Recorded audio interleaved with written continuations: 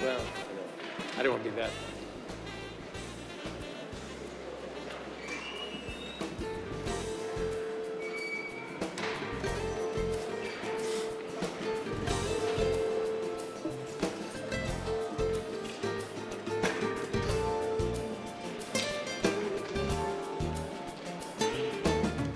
Good evening. Welcome to City Hall and to our beautiful council chambers. We want to start by welcoming and asking Dr. Reverend Jose Reyes of Iglesia Nueva Vida in Ward 14 of Cleveland to give the invocation.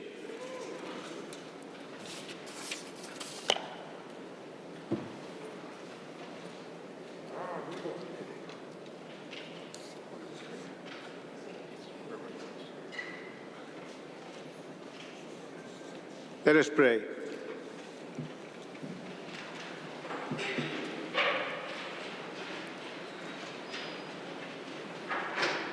Heavenly Father, thank you for this great and historic city of Cleveland. We ask your blessing on the people who have been called and chosen to lead this community. Dear God, a city that honors you is blessed. We know you can change seasons and times.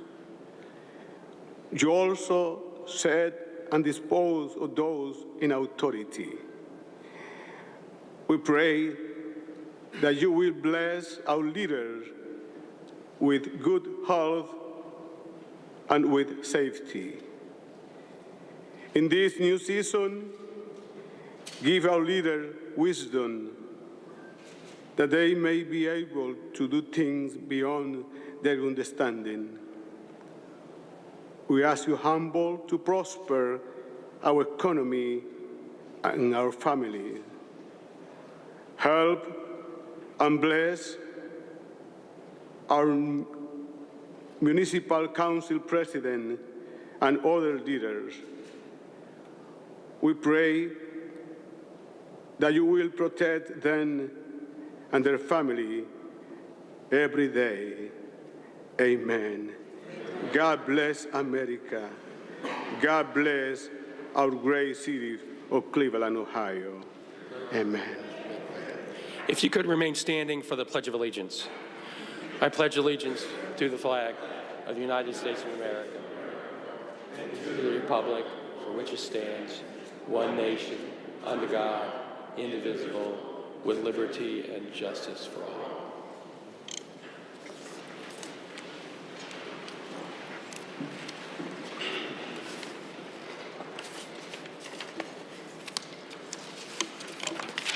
Now it's time to call the roll of all of the people who were elected to the Council of the City of Cleveland in November 2021. From Ward 1, Joseph T. Jones. Here. From Ward 2, Kevin L. Bishop. Here. From Ward 3, Carrie McCormack. Mr. McCormack is with us via Zoom. Ward 4, Deborah A. Gray. Ward 5, Richard A. Starr. Ward 6, Blaine A. Griffin. Ward 7, Stephanie D. House. Ward 8, Michael D. Plensick. Ward 9, Kevin Conwell. Ward 10, Anthony T. Hairston. Ward 11, Brian Mooney. Ward 12, Rebecca Maurer. Ward 13, Chris Harsh. Ward 14, Jasmine Santana. Ward 15, Jenny Spencer. Ward 16, Brian Casey. Ward 17, Charles Slife. All of the council members who were elected in November 21 are present and accounted for. And at this time, we would like them all to swear in. I want to ask Congresswoman Shontel Brown of Ohio's 11th District to come up and perform the swearing in.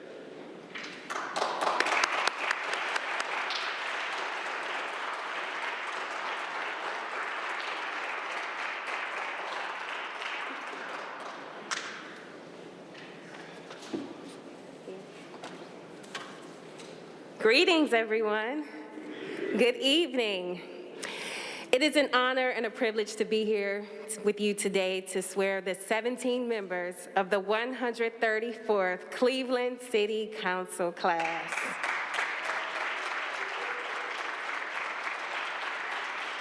Having been sworn in 2 months ago as the newest representative of Ohio's 11th District in Congress, I know, thank you. I know how special today is for you, your families, and the people of Cleveland you were elected to represent. First, I would like to congratulate each of the council members-elect who will soon take the oath of office. I have had the pleasure of knowing or working with many of you, and I have no doubt that your commitment to serving the people of your wards and the entire city of Cleveland is deep and purposeful. I would also like to give a warm welcome to Councilman Blaine Griffin, who will soon be sworn in as council president. Your wisdom, compassion, and dynamic leadership are needed now more than ever. I look forward to working with you, your leadership team, and the entire City Council to deliver results for the great people of Cleveland. Each member of the 134th Cleveland City Council before you today brings an array of skills and experience to their role. Some are veterans of Cleveland City Councils, while others are serving their first term. Some have a long track record of public service, while others bring accomplishments from the private sector or from community involvement. Each represents their own ward and has their own ideas for how to best move this city forward. This diversity will be a source of strength for City Council. It will help foster debate, test ideas, and bring fresh solutions to the table. But despite these differences, there are common threads that will bind the council members together and shape their future work. They all share a deep commitment to public service, a desire to represent their constituents well, and a drive to build a strong and inclusive city where all Clevelanders are proud to live, work, and raise their families. Cleveland has weathered many challenges, and the last 2 years have laid bare the issues we must overcome. Yet, it has also presented an opportunity, and with it, a responsibility to chart a course for a better tomorrow.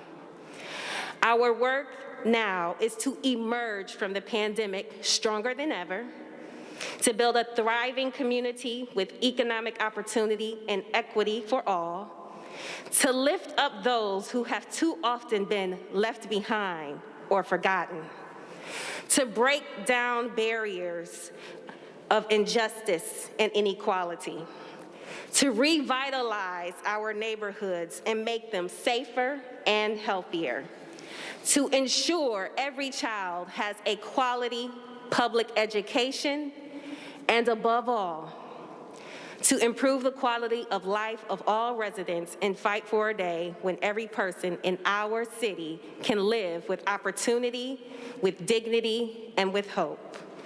We are a strong, proud, and resilient community. The people of Cleveland have overcome great challenges before, and we will do it again. I have faith that our future is bright. I have faith that this class of council members will serve the people with integrity, decency, and accountability over the next 4 years. And I have faith that they will always put the great people first and understand their charge. As the late Congressman and longtime civil rights activist John Lewis once said, ours is not the struggle of one day, 1 week, or 1 year. Ours is the struggle of a lifetime, or maybe even many lifetimes. And each one of us in every generation must do our part. May these words serve as a reminder as each one of us does our part to tackle the challenges that lie ahead and strengthen the city we love and are proud to call home. In these weeks and months ahead, I am excited to work with the new members of the City Council to ensure the local and federal government are working together to increase opportunity, equity, and justice for all. Again, congratulations, and with that, I will now move to administer the oath of office.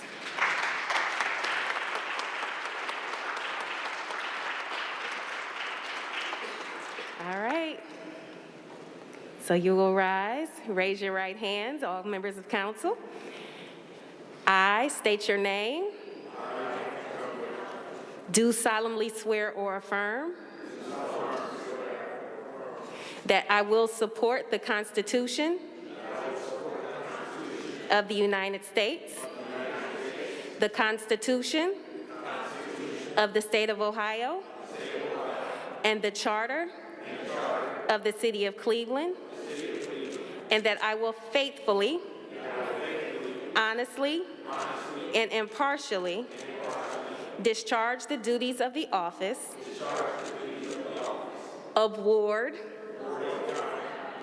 Member of the Council of the City of Cleveland, State of Ohio, during my continuance in said office. You are now officially sworn in. Congratulations, ladies and gentlemen.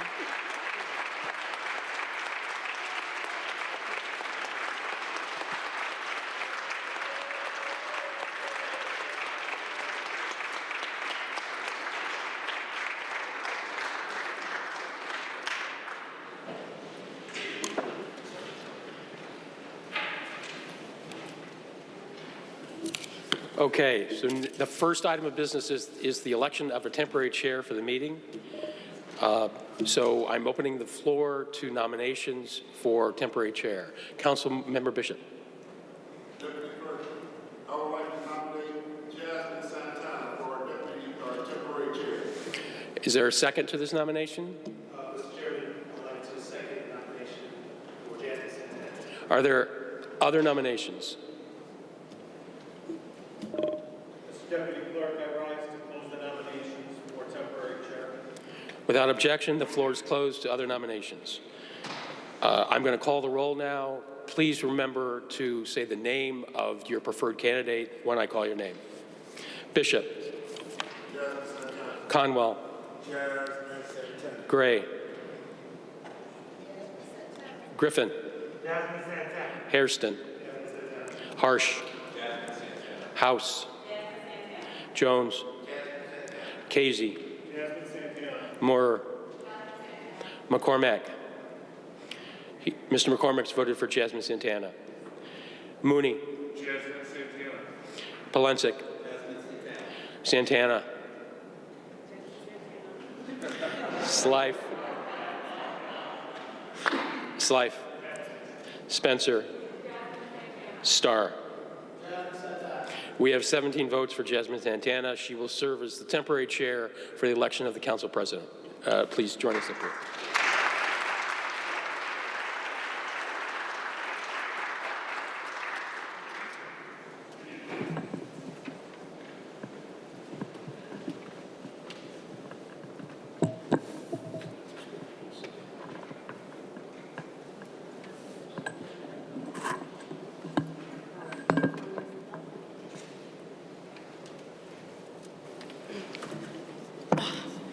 This feels different up here. Okay, so I call on Councilmember Bishop to make the motion to elect Blaine A. Griffin as president of Cleveland City Council. Madam Chair, I'd like to make a motion to nominate Blaine A. Griffin, president of City Council. I call on Councilmember House to second the motion. Madam Chair, I second the nomination for Blaine Griffin. Okay.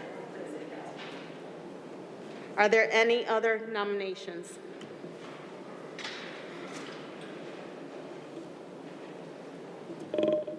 Council member to make a motion to close nomination.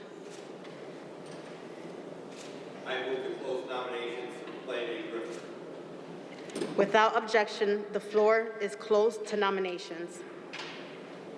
Council members to vote by stating the name of their preferred candidate. Ask Dryer to call the roll. Allen. Bishop. Blaine A. Griffin. Conwell. Blaine A. Griffin. Gray. Griffin. Blaine A. Griffin. Hairston. Harsh. House. Jones. Casey. Moore. McCormack. Mr. McCormack votes for Blaine A. Griffin. Mooney. Polensek. Santana. Blaine A. Griffin. Slife. Spencer. Starr. 17 votes for Blaine A. Griffin as council president. Congratulations, Griffin.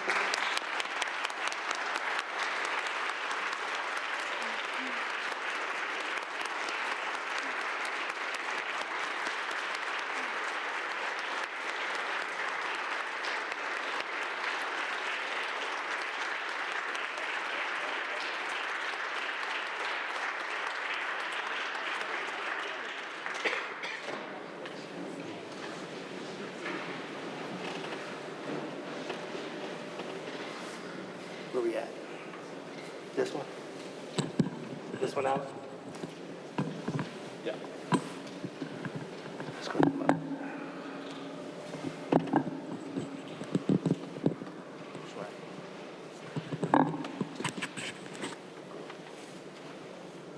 Come over here, I'll sit down. Come up? Yeah. And then I'll put this microphone to you. There you go, Ma. All right, it's all yours.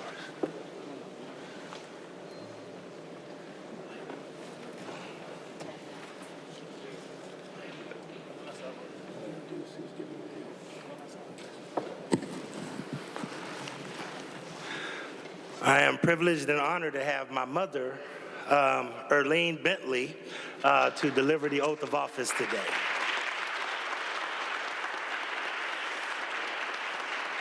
Hold the Bible for me, yeah. Janetta, hold that for me. And then here you go. You take your mask off. It's driving me crazy. Please raise your right hand and repeat after me. I, Blaine A. Griffin, I, Blaine A. Griffin, do solemnly swear do solemnly swear that I will support the Constitution of the United States, that I will support the Constitution of the United States, the Constitution of the State of Ohio, the Constitution of the State of Ohio, and the Charter of the City of Cleveland, and the Charter of the City of Cleveland, and that I will faithfully, honestly, and impartially discharge the duties of the office of President of the Council, and that I will faithfully, honestly, and impartially discharge the duties the duties of of the President of Cleveland, of the office of President of the Council, of the City of Cleveland, of the City of Cleveland, State of Ohio, State of Ohio, during my continuance in said office. during my continuance of said office. That's it. Thank you, Mama.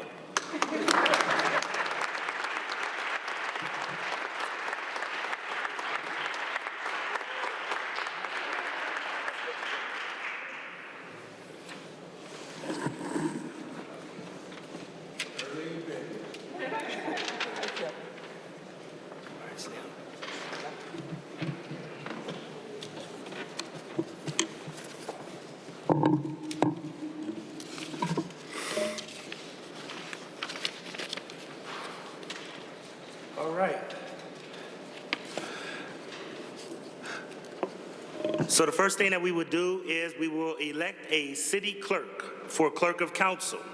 And I will call on Councilmember Santana to make the motion to elect Patricia J. Britt as city clerk of Cleveland City Council. Councilwoman Santana?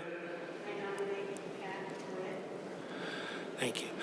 I am going to ask, we have 5 great women on council, and I'm going to ask if Jenny Spencer from Ward 15 would second that motion.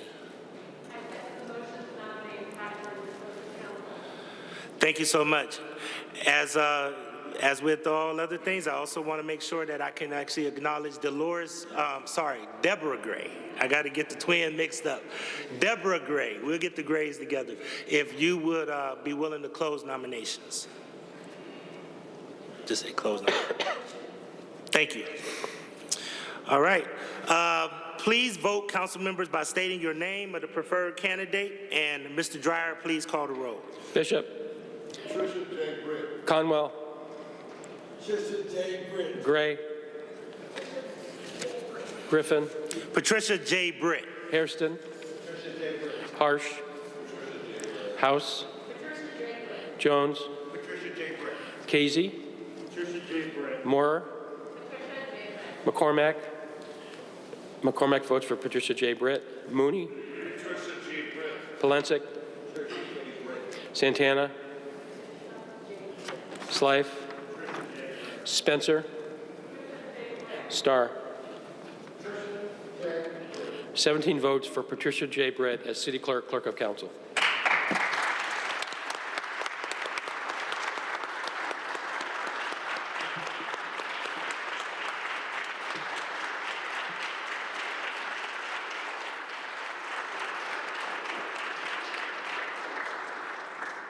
All right.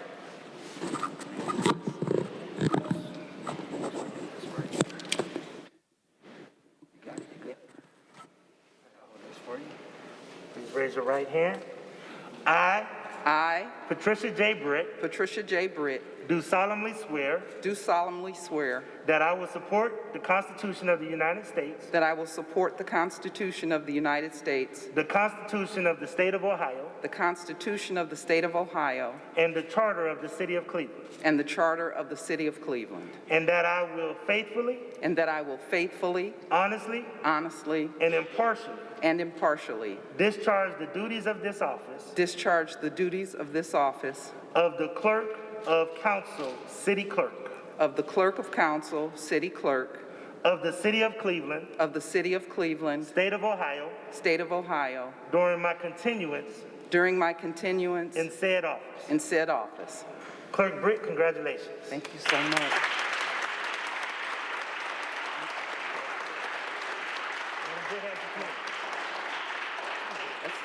I want to say thank you for your support and for your vote. And the staff and I look forward to working with all of you every single day. Thank you.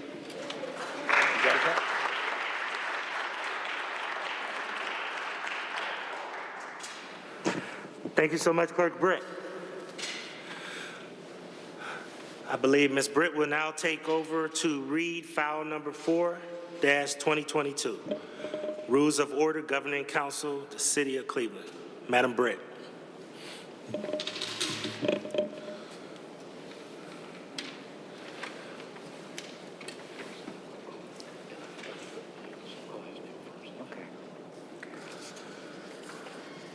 File number 4-2022, Rules of Order Governing the Council of the City of Cleveland for 2022 to 2025.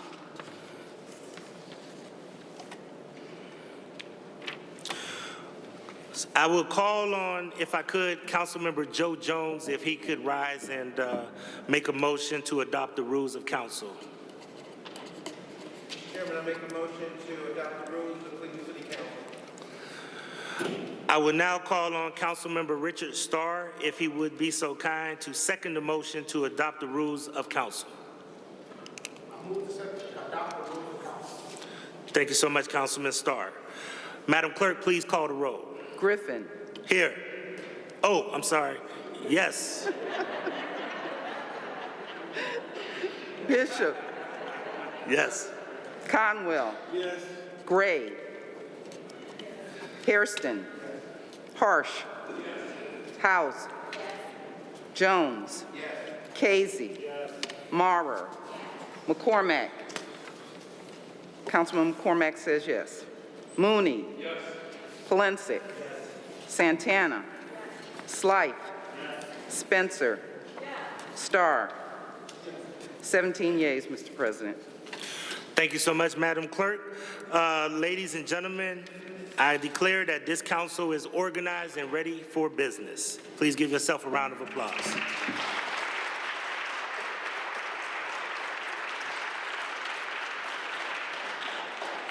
We will begin by making remarks. I will begin, and then once I make remarks from the podium, then we will call on council members in order of seniority.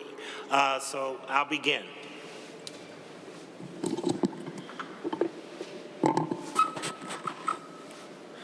First of all, please accept my most sincere regrets and apologies that we could not have all of your friends and families and the community like we really wanted you here today because of this horrible pandemic that we're experiencing. I thank you all for your patience and understanding, and definitely let's also keep all of our colleagues in prayer, those that are here and those that are not here, so that we can always really entrust in their speedy return. I also, before I begin, would ask if we all could please rise and stand and have a moment of silence for one of our fallen heroes, Officer Shane Bartek.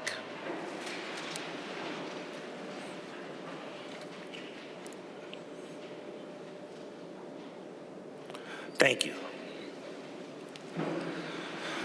First of all, thanks everybody so much for being here today. I first want to thank all of the residents of Ward 6. I must always start to thank the residents of Ward 6 for having the confidence in me. I always tell everybody, this is not my seat. This is the Ward 6 seat.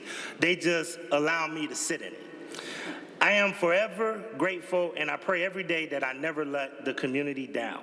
We've gotten a lot done over the last 4 years. Grocery stores, created exciting new small businesses, affordable and market rate housing to help grow Cleveland's population.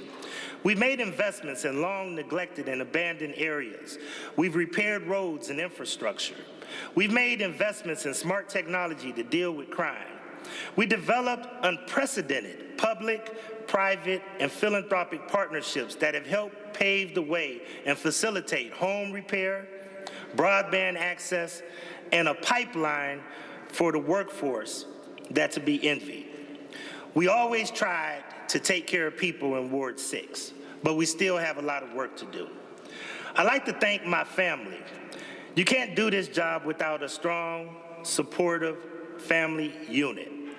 My mother, Earlene Bentley, a single parent, albeit with a strong village that included my father, the late Raymond Arnold Griffin, the original Griff, raised me in Youngstown, Ohio, the concrete playground of Youngstown, Ohio, in the shadows of abandoned steel mills. She reflects and mirrors the overwhelming majority of this city that has been headed by single-parent heads of households. I'd also like to thank my wife, Jeanette, and my 3 sons, Royce, Ray John, and Blaine Jr. They've never asked me or asked to be on the ballot, yet they've carried the scrutiny, criticism, and witnessed the long, frustrating days that come with being a public servant. When you are elected, your family is elected. So this is just as much about them as it is about me. I have a message to my colleagues. I want to thank you so much for having the confidence in me to be your council president. I am truly humbled and honored that you have chosen me to lead this body. Let's take care of people. You are now the men and women in the arena. Every decision you make will be analyzed, criticized, and critiqued. Always remember, you now belong to a brotherhood and sisterhood, and we will always have your back. I must take a moment as we state that to acknowledge my former council president, my good friend, Council President Kevin Kelly, if he could say hello to us.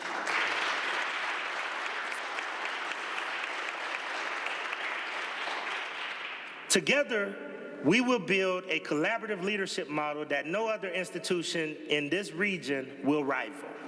We will be an independent voice on matters in this city and region. You will be asked to make tough decisions, and everyone will have an opinion. But you, sir, you, madam, are the man and women in the arena. I will never ask you to do something I wouldn't do myself, nor go against any of your principles.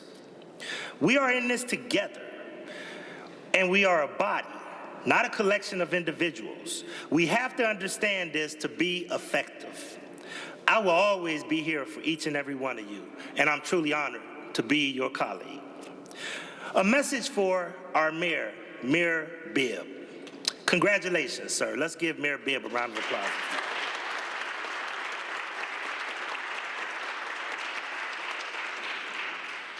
We are looking forward to working together with a sense of urgency to address the complex and vexing issues plaguing our society. We look forward to working with you and your administration to take care of people in the city of Cleveland. I've gotten to know you over the last couple of months. I believe that you and we share many of the same principles and values to move this city forward. But I won't sugarcoat it. You will have to deal with a rowdy bunch over here. Mike Polisic and Joe Jones can't wait to get a hold of your directors. And I can't wait to see what Rebecca Maurer has in store for you guys, as well as the rest of council.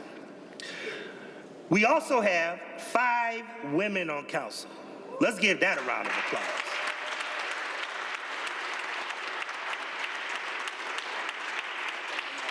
So get ready, because you know they're going to have some questions, and we're going to make sure that we're going to get their questions answered. But I'm so happy to have so many women on council. There will be a healthy tension at times between council and the administration, but iron sharpens iron, and we all are in this together.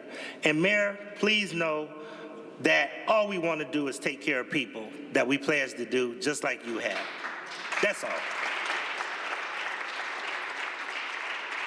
I look forward to working with you and your administration and all of your friends and family to get stuff done in the city of Cleveland, because that's what we're here to do.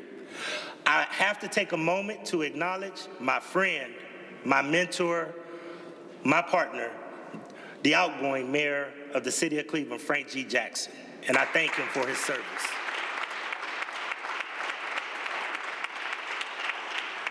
Mayor Jackson has always taught us to take care of people when I served in his administration and as we shared many long conversations.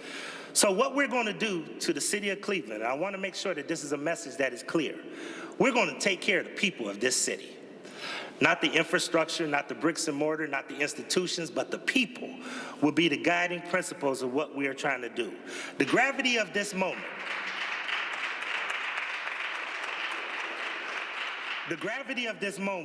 does not escape me.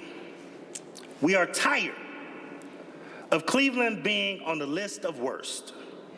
High infant mortality, high exposure to lead, low life expectancy, the worst place for women, low educational attainment, crushing poverty, a widening gap between the rich and poor that makes 2 Clevelands and presents us with a Dickensian model of a city that reflects the best of times and the worst of times. The poorest, or one of the poorest, big cities in America. Not a good place to do business. Not a large talent pool. An unequal criminal justice system that needs to be reformed from top to bottom. Not just the police, but bail reform and sentencing disparities. Finally, we are dealing with a public health crisis that rivals COVID at the same pace. And that's black men that are victims of crime perpetrated by other black men. And we have to speak loud and proud about what we're going to do to address that issue. And let's not forget the stream that runs through all of these complex issues that I just mentioned. Racism, which is why this body has chosen to call racism a public health crisis. We have to believe in Cleveland and get over the soft bigotry of low expectations for this city. We are tired of being last, the worst, and status quo. So Cleveland and my honorable colleagues, it's time for Cleveland to be the first, for Cleveland to be the best, and for Cleveland to be different. We want to be first. We want to have the opportunity to make big bets on broadband and infrastructure and other investments. We have to be a more diverse and well-trained safety force. We must use technology to improve city services and public safety. We must create a cradle to the workforce pipeline that creates more opportunities in Industry 4.0, smart manufacturing, IT, construction, and healthcare. We must position Cleveland, Ohio, as a leader in water technology innovation that can create more jobs and economic development and protect our biggest, most precious asset other than people, which is our water and our lakefront.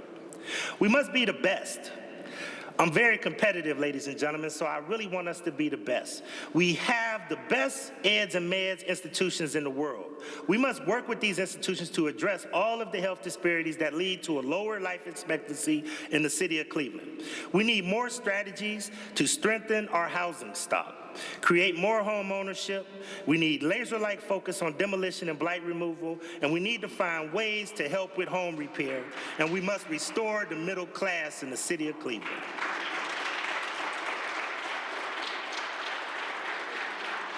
We have to be different. We don't want to be status quo anymore. We know that change was on the ballot this last November. We will embrace new strategies and approaches to take care of people. It would take partnerships and collaborative leadership model the likes this city has never seen. And I am well aware that change was a mandate in this past election. It is so great to hear new ideas mixed with the institutional knowledge that we have here today. But I caution everyone, change is a process, not an event. It takes hard work, commitment, and to make true lasting change in this city. So in closing, everyone, this is our North Star moment. This is a time of inspiration and hope. Let's provide direction and leadership. Let's give the city the service and leadership it deserves. I ask personally for God's providence over our city, and I ask for God's providence over each and every one of us as we accept the next assignment that we've been given. Let's take care of people, everybody. Thank you all. I love Ward 6 and I love CLE.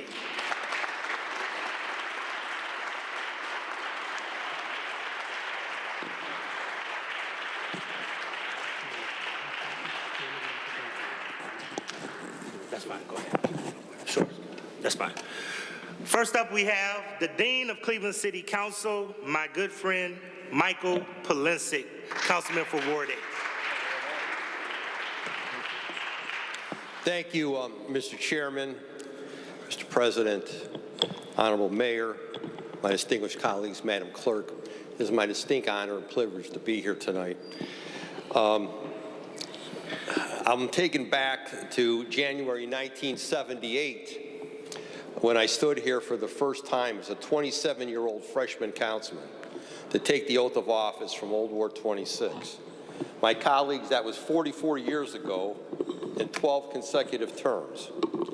No councilman in this city has ever received the kind of support that I've received over all these years. I wish to thank the people of Old Ward 26, Old Ward 11, and now Ward 8 for the tremendous support you've given me over all these 12 terms.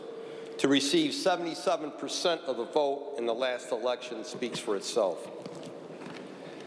I've had the pleasure to serve with 5 mayors and 6 council presidents and countless members of city council, and I'm looking forward to serving with this mayor, the council president, and my new colleagues.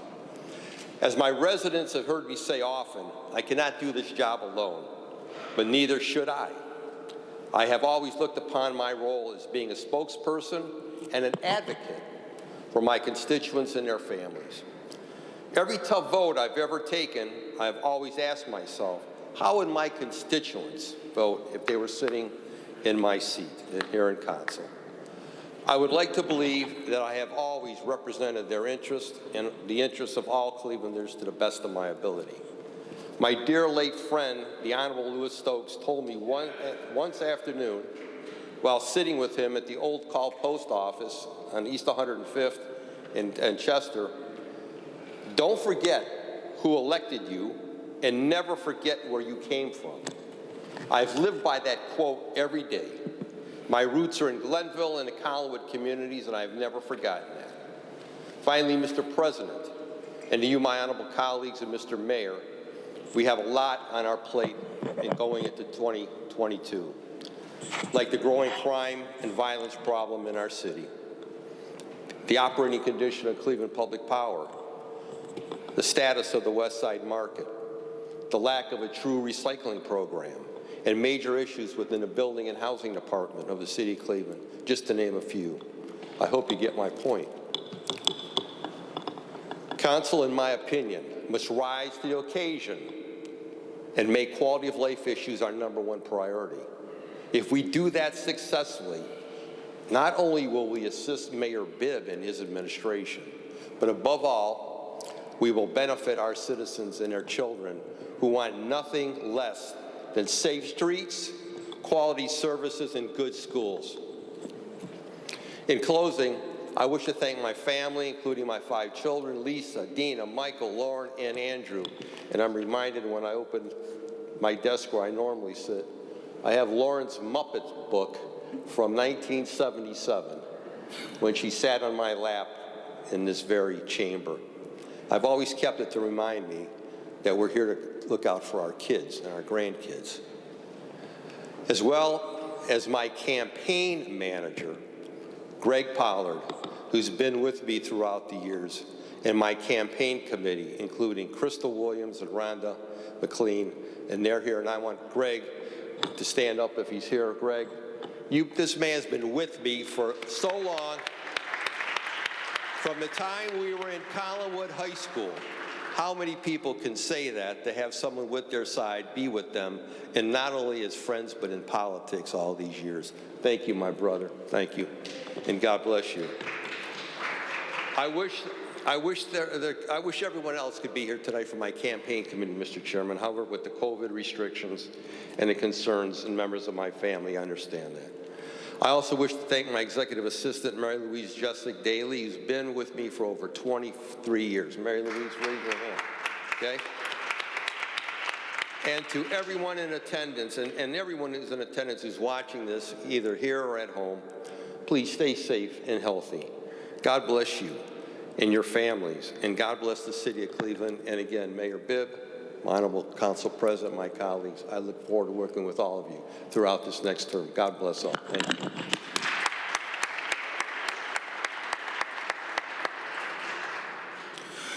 I now will bring up Councilman Kevin Conwell from Ward 9.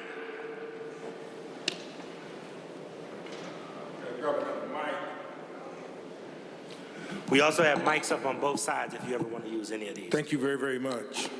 I want to thank my community. 1978, man. The mayor wasn't even born then. 1978?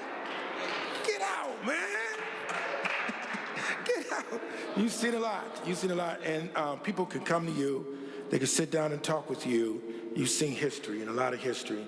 And history repeats itself. And your door is always open to anyone and everyone that want to listen.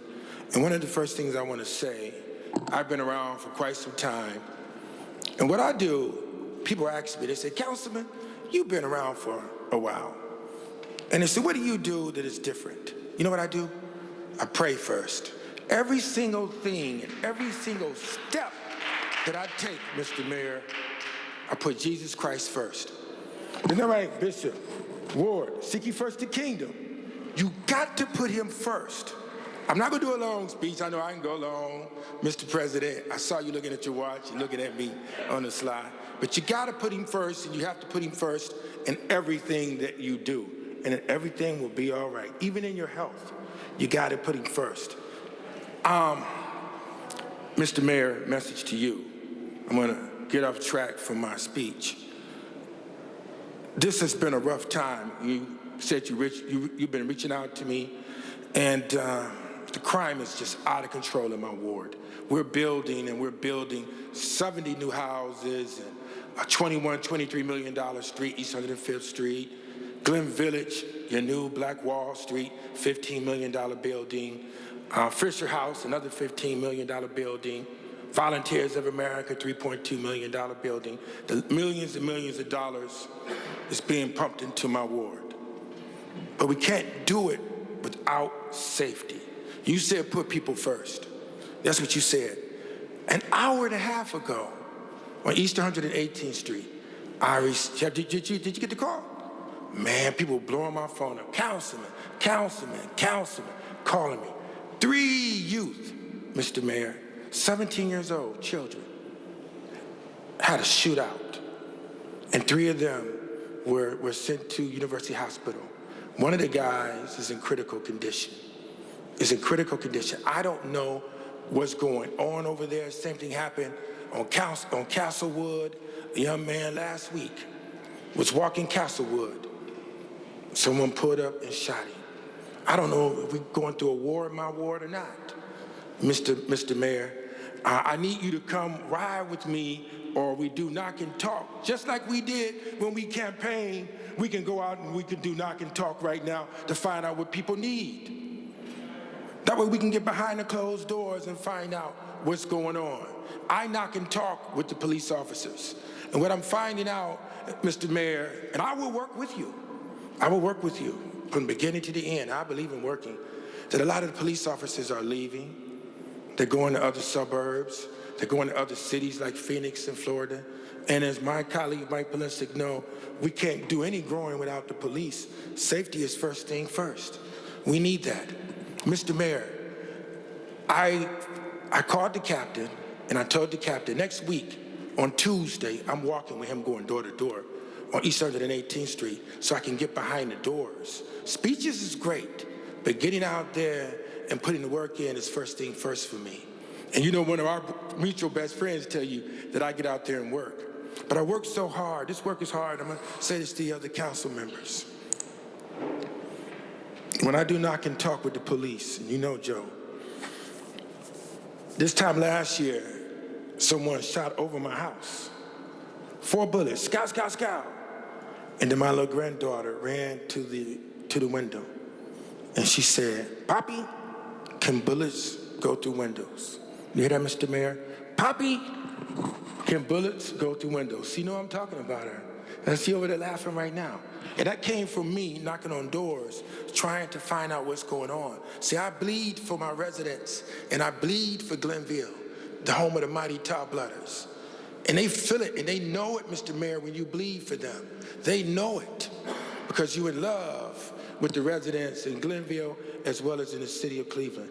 I've even had, and you know, a bomb squad on my front porch.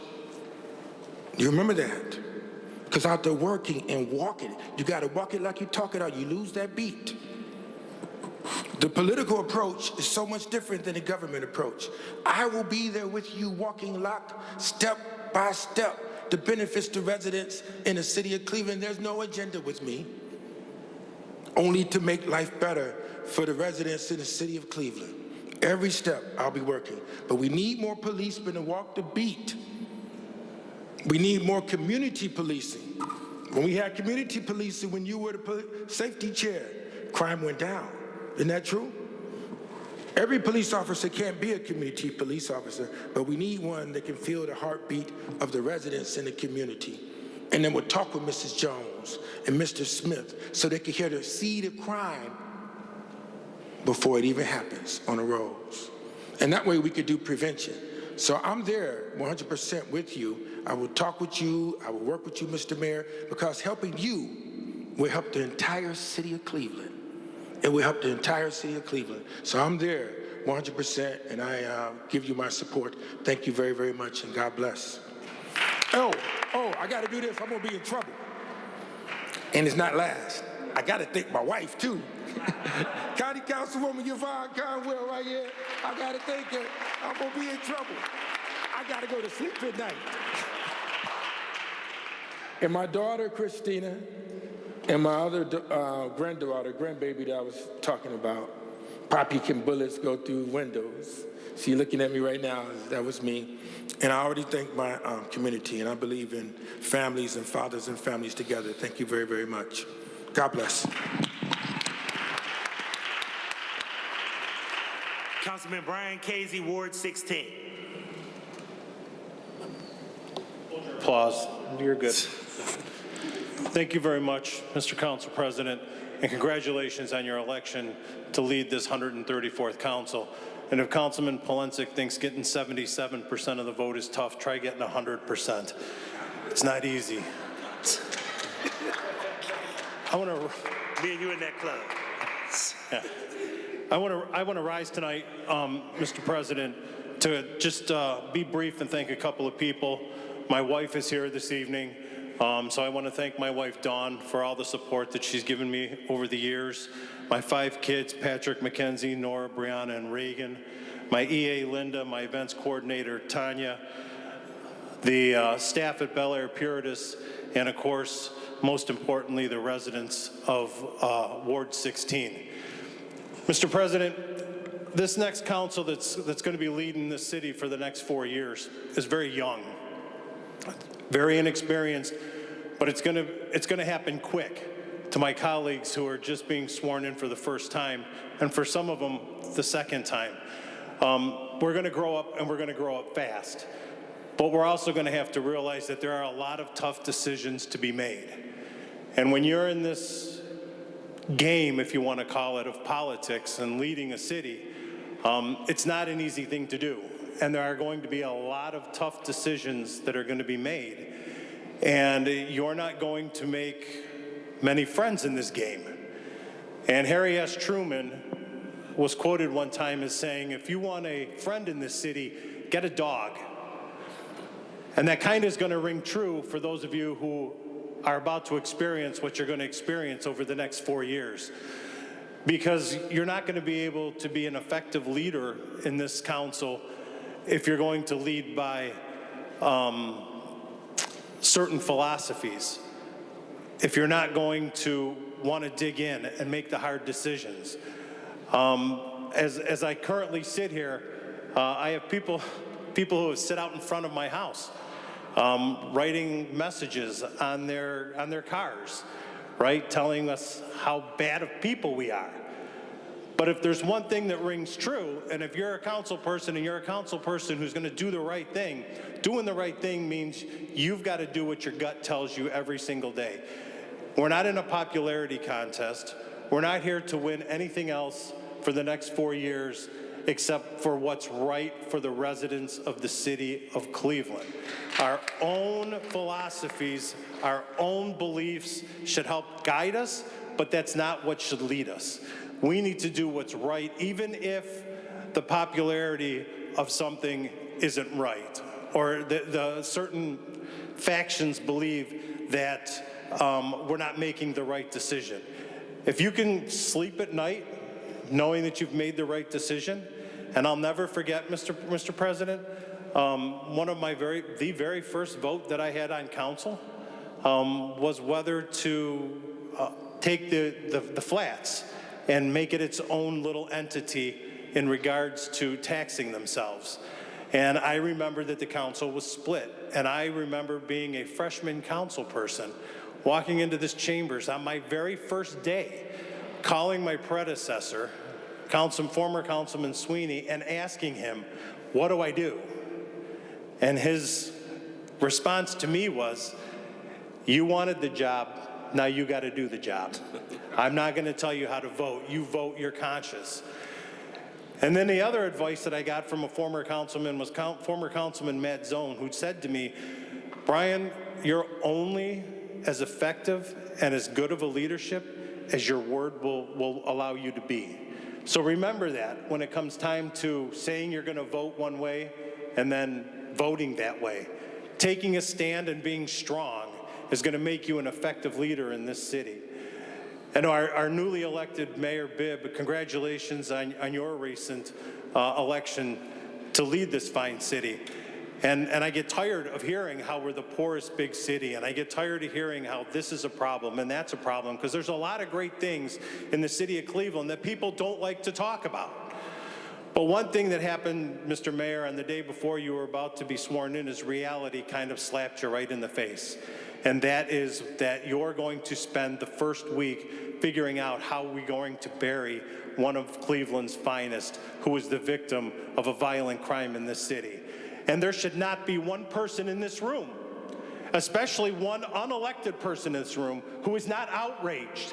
And I understand that people want to criticize Cleveland Police Department because maybe they're not the politest people in the world at times, because maybe they don't say the right thing 100% of the time.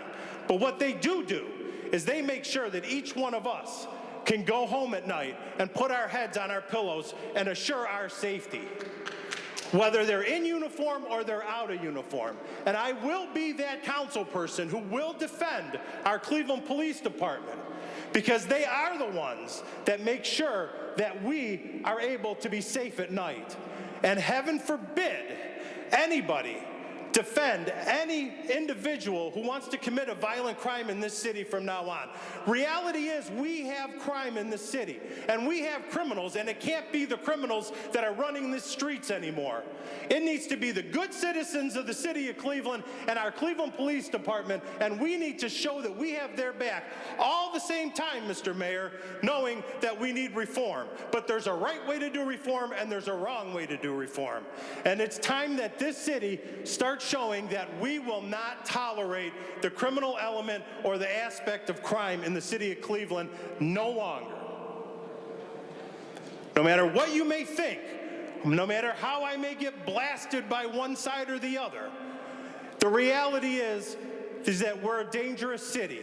And the only way we're going to be able to get out of the danger of that city is to assure that we have a police department and we have residents in the city of Cleveland who are going to step up and let them know that no more. It's not this time anymore. The crime in this city is out of control, and Mr. Mayor, we're looking to you.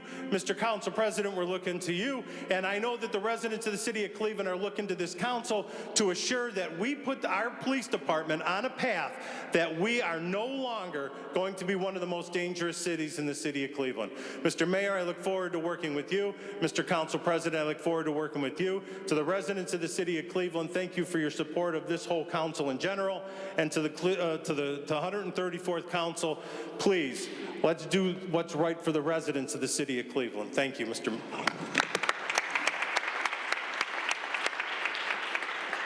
I know he couldn't be here with us personally, but we do want to acknowledge Councilman Kerry McCormick, and I believe he's going to chime in via virtual, or he's not? Okay, we'll hear from Councilman McCormick next week, our majority leader, and thank you for being here with us and present with us in spirit. I will now go to Councilman Kevin Bishop. Councilman Kevin Bishop, Ward 2.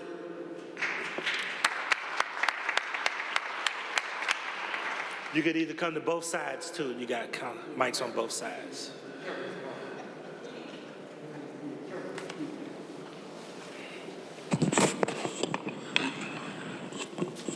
Thank you, Mr. President. Mr. President, I rise to give thanks. I am truly humbled to be reelected to the 134th Council of the City of Cleveland.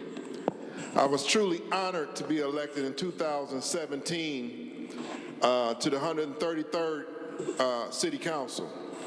And I want to thank the voters, all of my voters of Ward 2, whether they cast a vote for me or not. I want to thank you from the bottom of my heart. It is truly an honor to receive your vote of confidence. And I am, and I will, do the right thing by the citizens of Ward 2 and the city of Cleveland. I want to thank God for giving me the strength and the wisdom to be here today. This is not an easy road to make it to City Council. Mr. President, I want to thank you for your leadership. I want to support you 100% and putting people first. You know, I'm only here because I thought that in my community, you know, why should I complain in my community without stepping up and putting my full force, all of my energy, and making this community better? And that's what I want to encourage my residents to do. If you want to complain, that's a great thing, but let's get in this fight together, because we can only do it together. We cannot do this alone. I want to thank my family. I have the most awesome family in the world. Can you guys stand?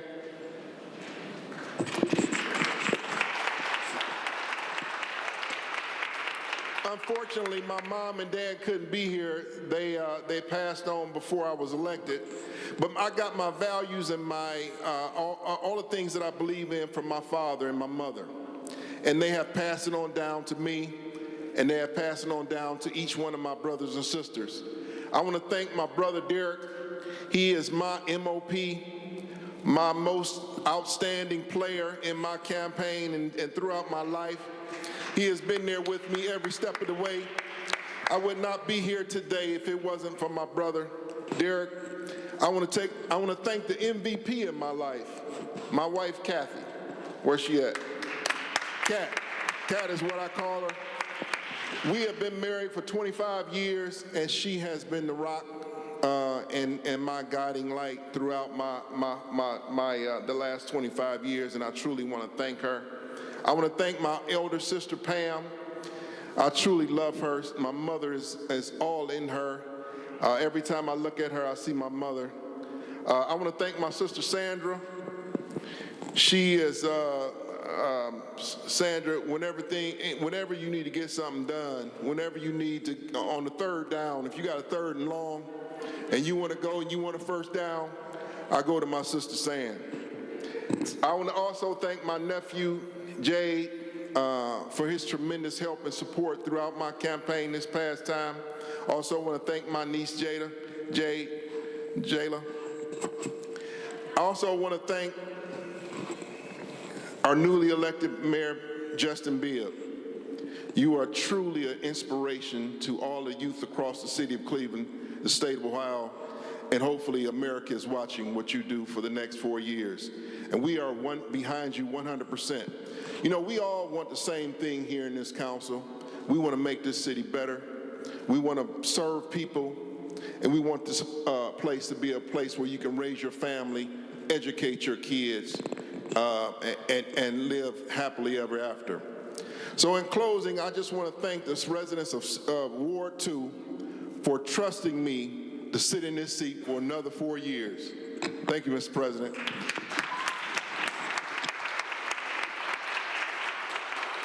Thank you so much, Councilman Bishop. Now we hear from Councilman Anthony T. Hairston from Ward 10.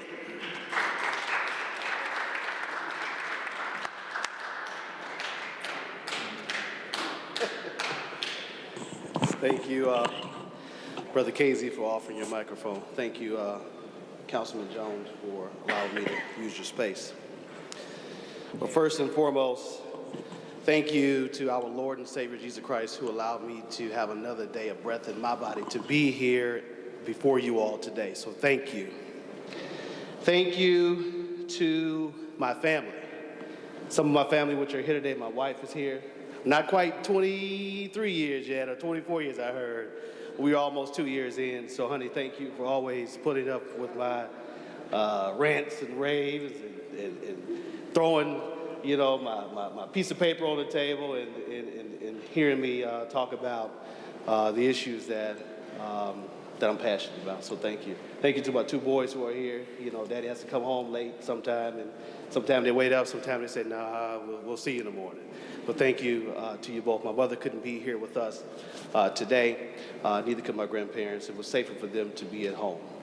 Thank you to a couple of members from our Ward 10 community, members who have stood by me from my time on county council when they met in the city of East Cleveland to appoint me to represent the 10th district, and then turned around and supported me to represent Ward 10. And so I asked for them 4 to stand up for them to be recognized.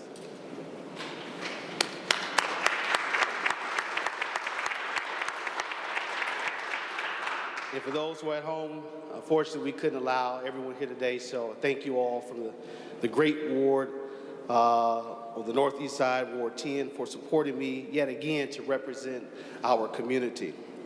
Thank you to our Honorable Congresswoman Chantel Brown for administering our oath of office this evening. Congratulations, my brother, President Griffin. I look forward to working with you these next 4 years, along with our colleagues who have been here and those who are new to this body. We have a long road ahead, a lot of issues to deal with. I stood here 4 years ago in this room and talked about the issues that we know are in front of us: crime, poverty, abandoned houses, vacant lots. But also talked about the issues that we may not know exist. 2020 came, and we were hit with something that we didn't know existed. But together, this community, Ward 10, this body, the outgoing administration, we stood together and focused on the people of this great city. And so I thank each and every one of you, those who have had the time to serve with, and those who are coming in, that I look forward to working with this new group, the 134th Council, as we continue to do what, President Griffin? Take care of the people.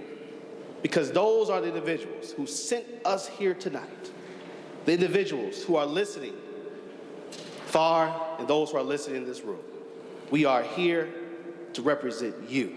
We are here to take care of you.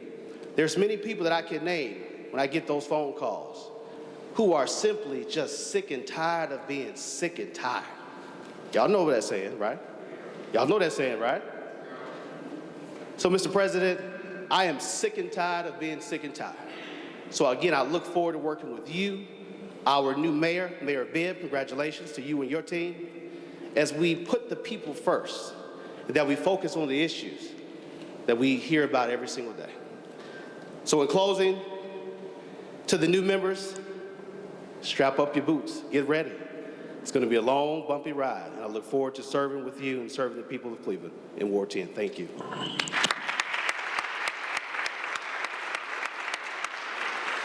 Thank you, Councilman Hairston. We will now hear from the illustrious councilman from Ward 1, Joseph T. Jones.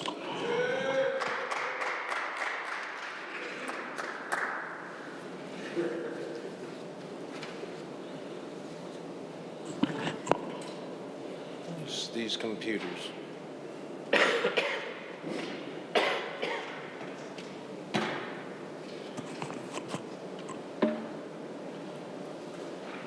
I thank God for having the opportunity for being here.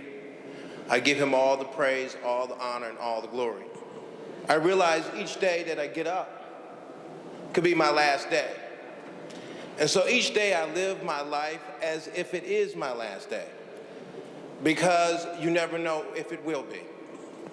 But I'm very appreciative of all that he has given me, all the challenges that I've had to face in my life, and all the times when the darkness was there, God always channeled the light in. But I rise to give thanks for having a family and being in good health and being able to make it in a new year.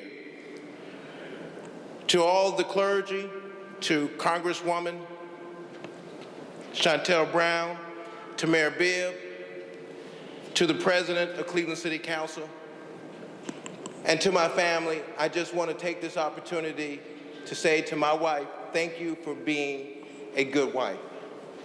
Thank you for being with me on those tough roads and hard times. Thank you for allowing me to have the opportunity to spend my time in the public and countless hours, meetings upon meetings. When I have meetings down here, I have meetings in the neighborhood. I just want to thank you for being a great mother to our children, Joseph Jones and Margaret Jones. I want to thank my little sister, Renee Jones, for being my best sister, for always being there for me, always being committed and dedicated, and always being on time whenever I needed you. I want my family to stand up, and before I ask you to stand up, I want to also thank another gentleman who's here, Silver B. Richards. When I was a young man, he introduced me into the 21st Congressional District Caucus, Congressman Louis Stokes, and from there I honed in my leadership skills and began to be engaged and involved with the politics of the city of Cleveland. Would you all stand up, please?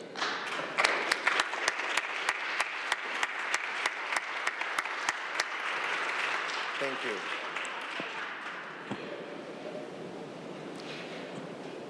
To the citizens and to my community of the city of Cleveland, I want to thank you for giving me the opportunity to have another chance to serve you as a council person.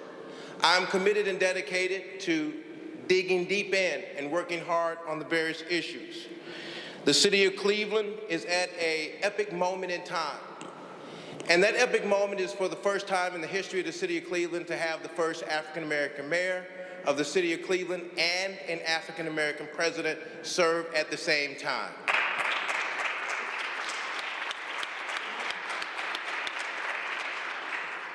If we're going to be serious about changing the conditions of our city, then we must be serious about improving the conditions of education. Education is the most significant thing that we have, and if we are able to bring our grades from the F state and status it's been for so long to a B, then we'll be able to attract more people to move into the city of Cleveland and retain our existing populations. It should be about this council, this mayor, to be able to bring more population back into the city of Cleveland. And in order to do that, we must, as my colleague Casey talked about, improve our safety and security in our communities. If our communities are not safe and secure, we won't have people wanting to move into the city of Cleveland. So we must make safety and education a major priority. Economic equity is significant and important. We can't just build up one side of the city of Cleveland and for years leave another side of the city of Cleveland desolate and bare. No opportunities, vacant structures, abandoned sites, and conditions that are deplorable and in third world conditions in our city. If we're going to be serious about improving those conditions, the challenge is all of us, all of the council who is assembled here, our mayor and our council president, to work together as one. Any politics should be put to the side.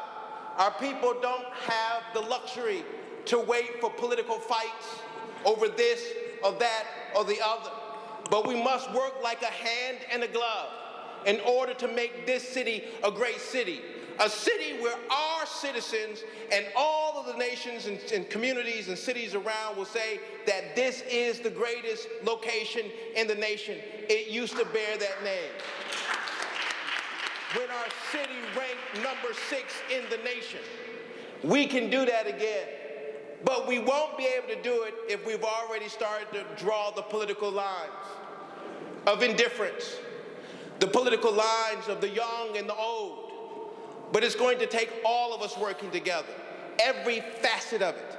I'm committed, Mayor, to working with you in partnership to make that happen in this city. I'm committed to you, Congresswoman, to make that happen in our district. And I'm committed to you, Mr. President, to make that happen in our city.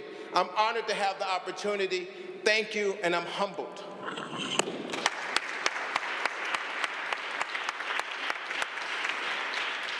Thank you, Councilman Jones. We'll go to Councilwoman Jasmine Santana, Ward 14.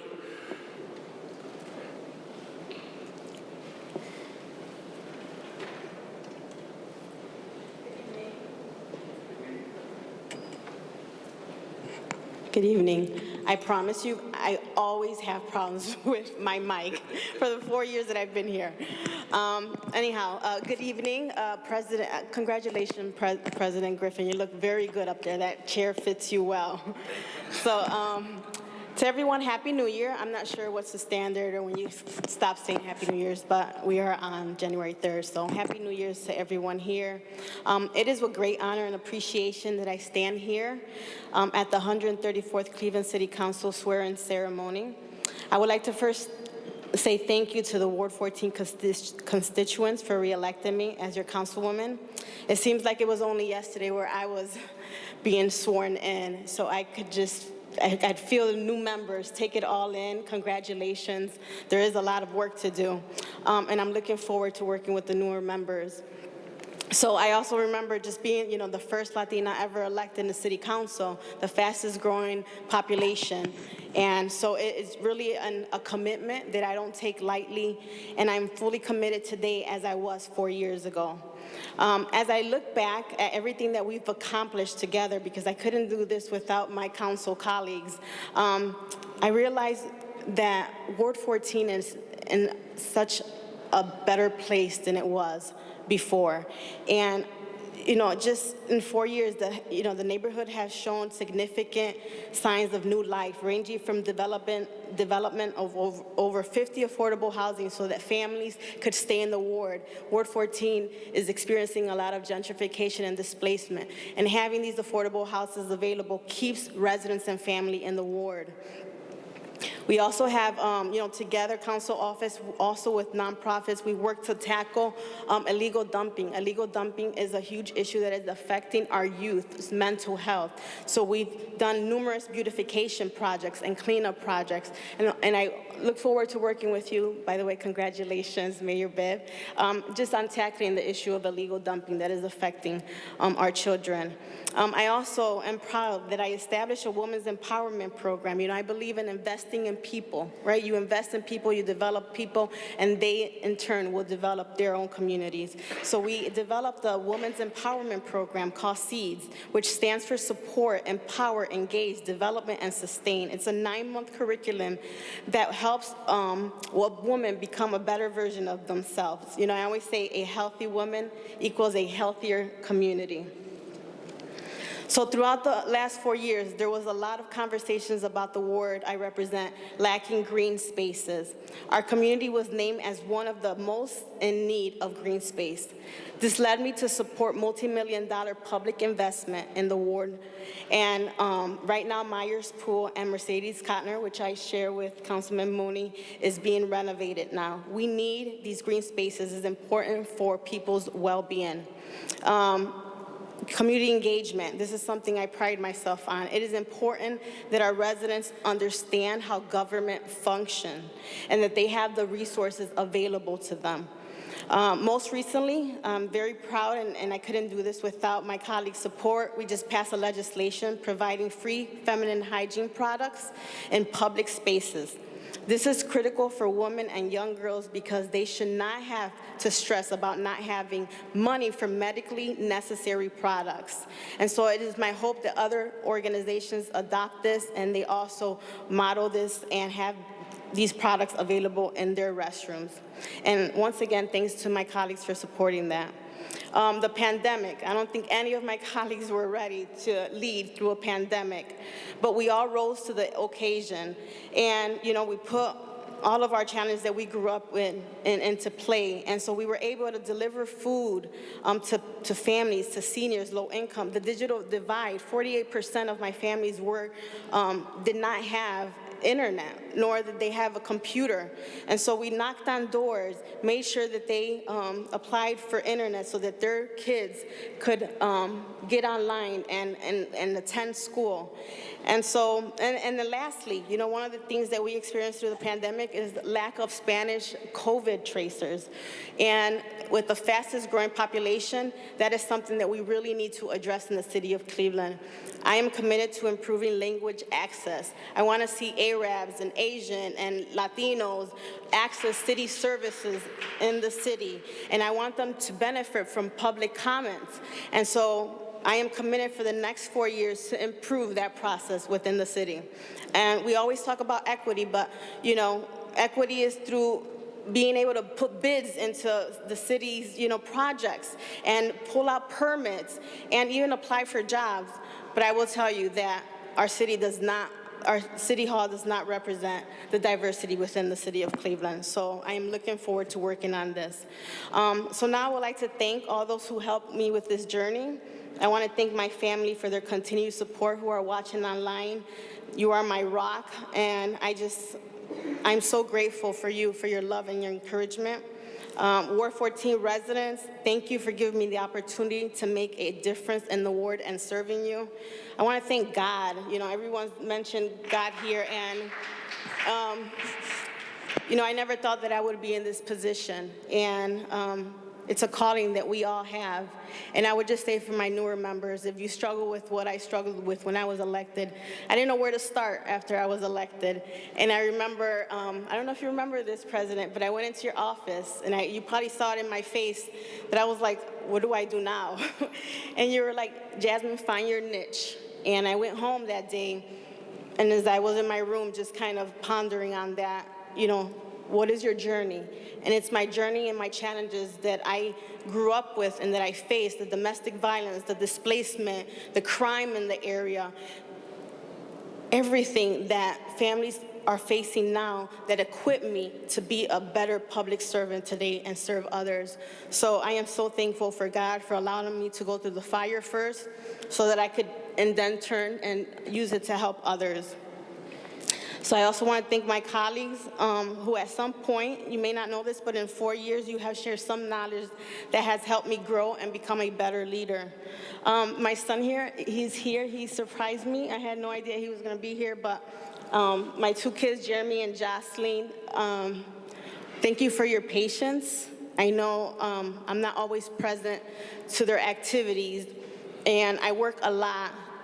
But I want them to know that I work hard because I want their generation to have better opportunities than we were able to have. So thank you for your patience. I love you, Jeremy. I see you one day in the future, part of this chamber.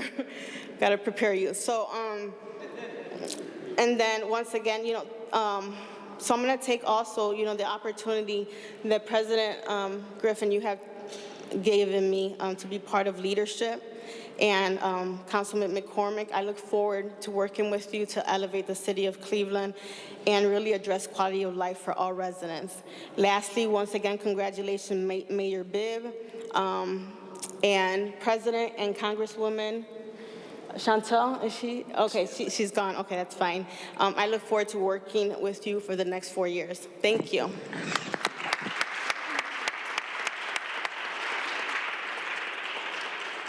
Thank you, Majority Whip Jasmine Santana.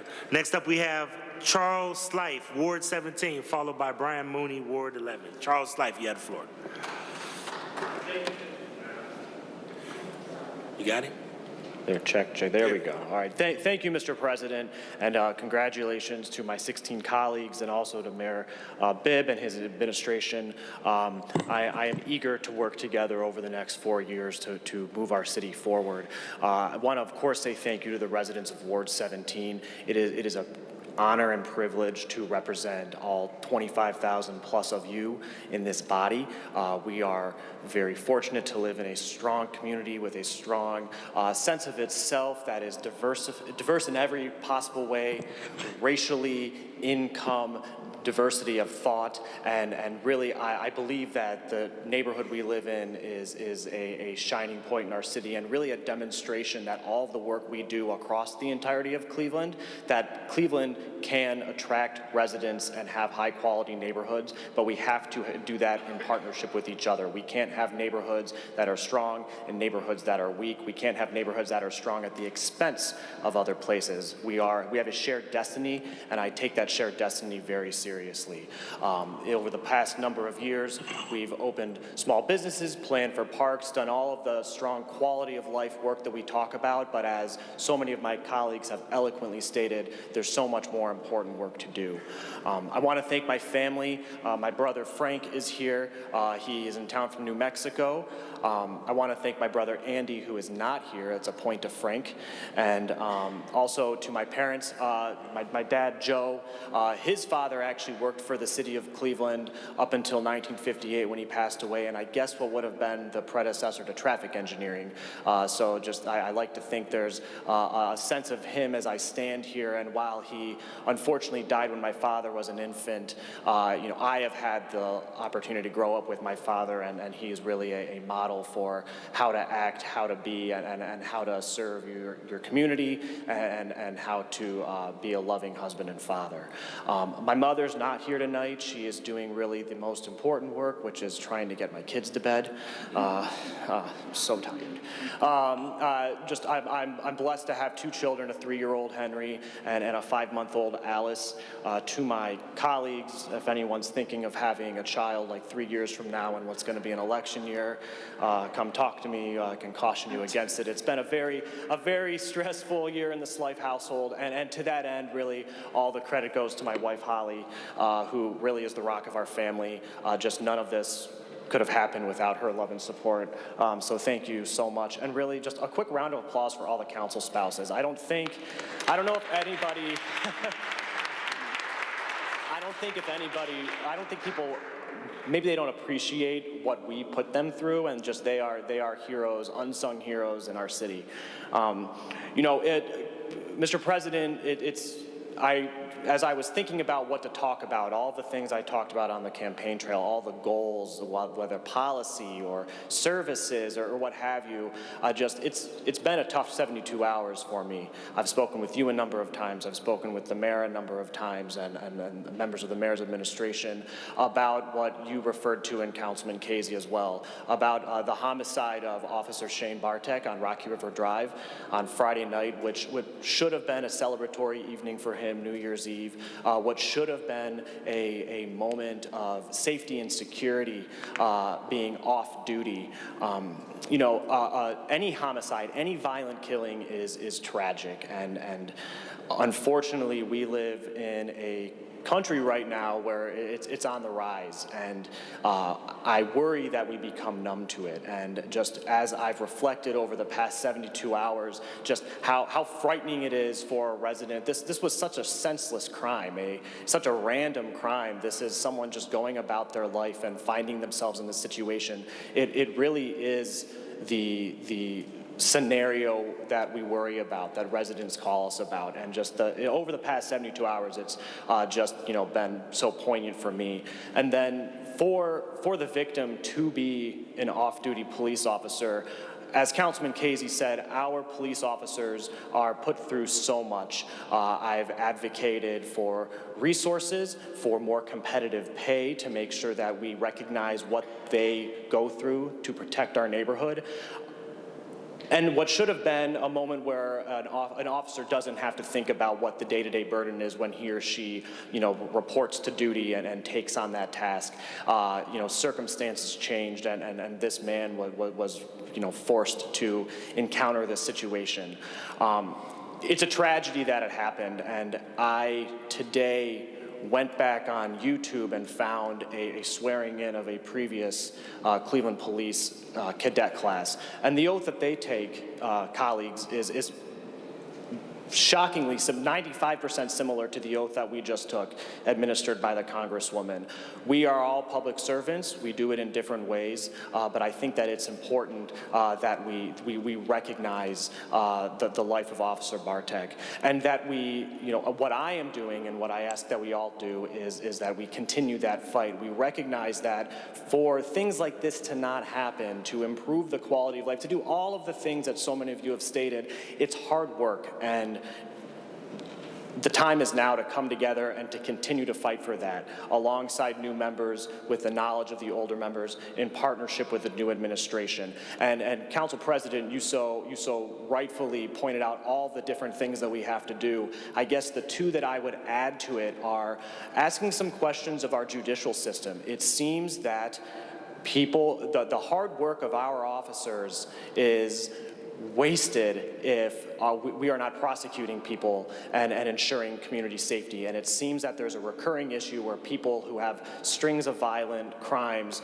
end up back on the streets. And it's hard to explain to residents, it's hard to explain back to the police officers that call me why that's the case. And then I would also add advocating to other levels of government, other institutions. I spoke at the Ohio Kiwanis Convention, a couple months ago. I was involved with the high school affiliate, and we had to do a pledge, much like we do the Pledge of Allegiance. And part of it said to serve your community, to serve God, but also to combat forces that undermine all those institutions. And there is so much that we can do as a body, as a municipal government, but there are so many barriers that we face above us, and especially looking at you, state of Ohio, as we try to work to make our community stronger, safer. We are undercut by leaders elsewhere, and in order for us to prevent that from happening, it's key that we partner with people like Congresswoman Brown, with our other representatives, to make sure that we're advocating in unity to make sure that our hard work is not cut off at the knees. So I take all of this work seriously. I know that this is a celebratory evening, but as I said, it's been a somber couple days for me. But I'm eager to do the work. I want to do the work. I want to work with all 16 of my colleagues in partnership with all of our residents, alongside the mayor and his new administration. And I just want to close by once again offering my condolences to the family of Officer Shane Bartik, and also to the men and women of the Division of Police. Thank you. Thank you, Councilman Slife. Councilman Brian Mooney, Ward 11, and Councilwoman Jenny Spencer is up next.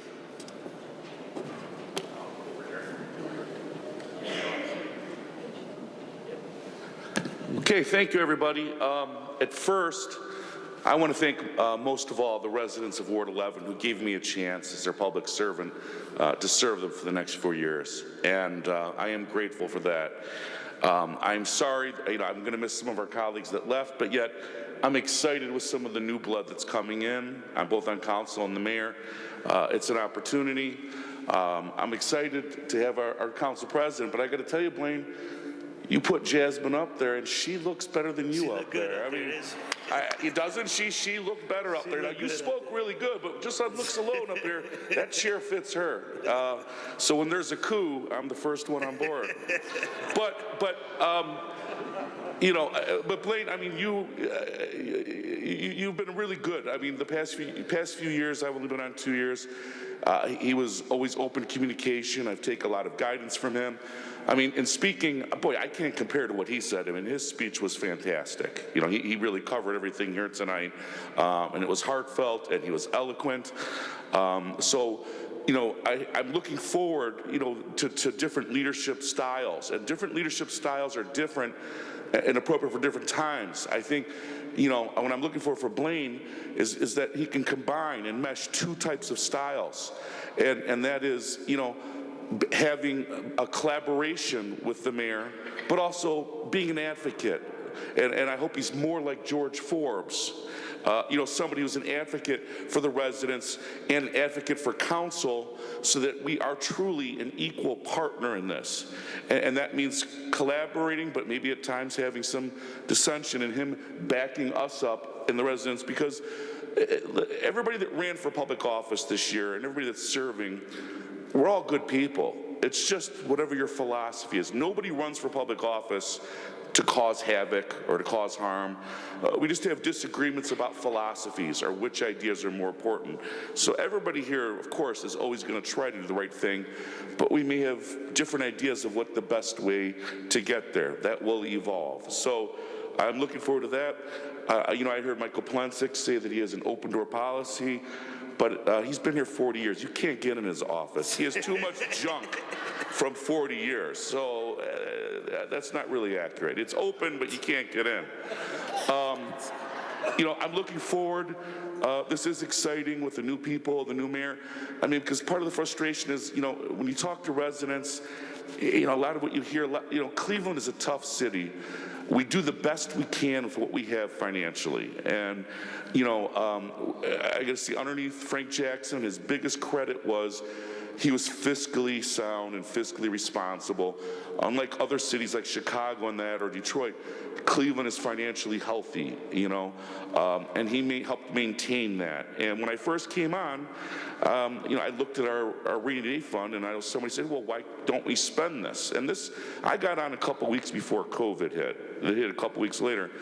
And, you know, Frank Jackson, I listened to him, and he was a very smart, intelligent man. Not like the type of guy the radio tries to portray him on, you know, some of them. But, you know, he said, listen, you never know what can come. It's better to sit on this money and wait to the end of the year. And boy, was he prophetic, because COVID hit a few weeks later. And I'm glad I heeded that advice. So, But, we do have some extra money off ARPA, and I'm hoping because, council people know we get blamed for everything. And, we're the legislative branch. We're not the executive branch, so we can't really direct, the mayor's appointees and employees to do things, but we can ask them, we can communicate with them. But there's, some services we just don't have any money for, and I hope that changes in the budget. Like for instance, just little things like brick streets. I mean, for years there hasn't been $1 appropriated to repairing our brick streets. Just other little things. The roads program. I know in our ward, my ward gets about $400,000 a year for road program. Yet cities my size of the ward, of all of our wards, spend $3 to $4 million. And so if that keeps happening over 10 years, we've got to appropriate more to the roads program. I know a lot of my residents are frustrated with dead trees, and I have to explain to them, some of these land bank lots and stuff, there's no money appropriated to take them down. So even though they have a dangerous dead tree, there's nothing that can be done. So I hope that changes, and I hope we can appropriate money for these.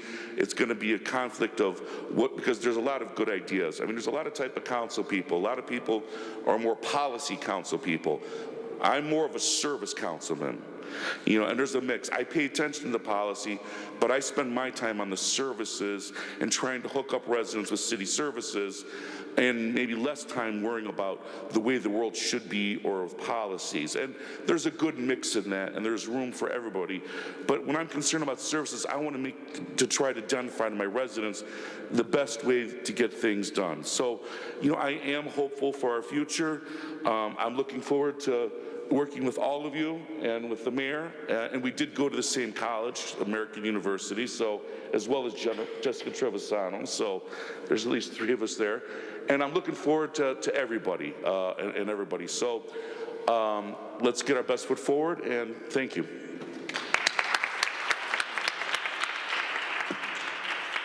Great job, Councilman Mooney. And I kind of noticed that too when Councilwoman Santana came up there. Like, man, she looked too good and too comfortable up there for a minute. But she's great. That's why she's a leader.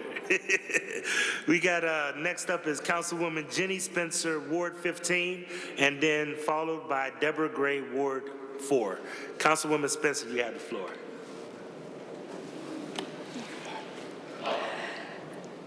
I would like to start by recognizing my husband, Mario Martinez, who is over in the corner.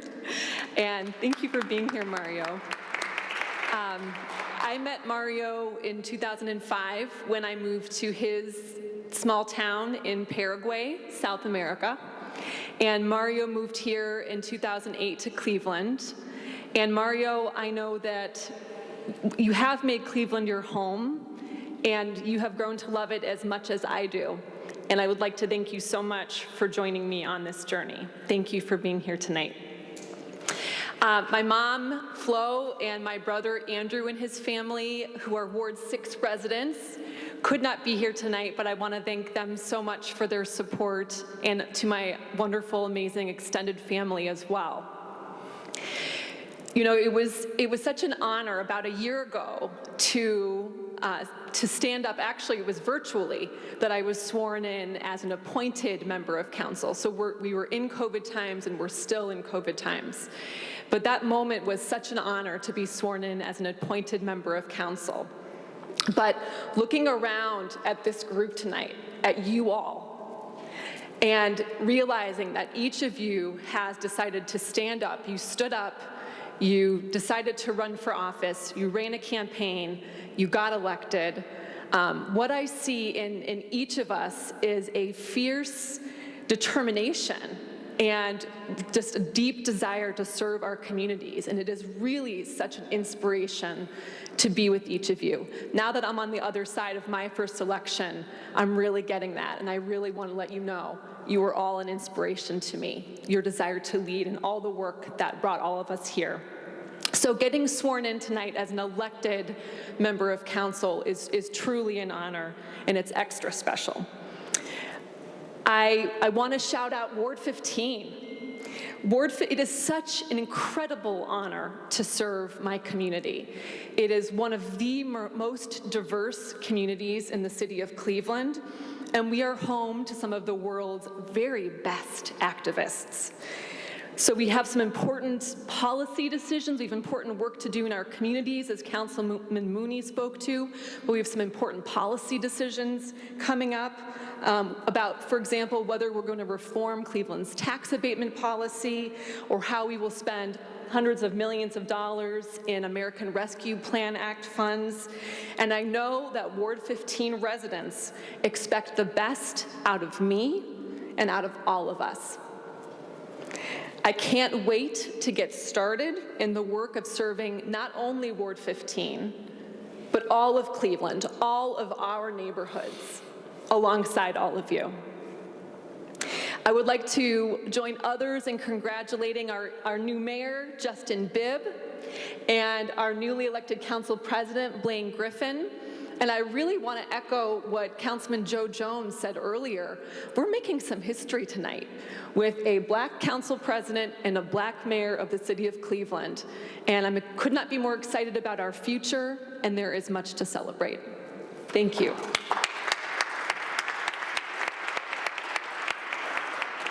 Thank you, Councilwoman Spencer. We have my friend and my colleague that'll be working across the street from me, Councilwoman Deborah Gray, Ward 4. Councilwoman Deborah Gray.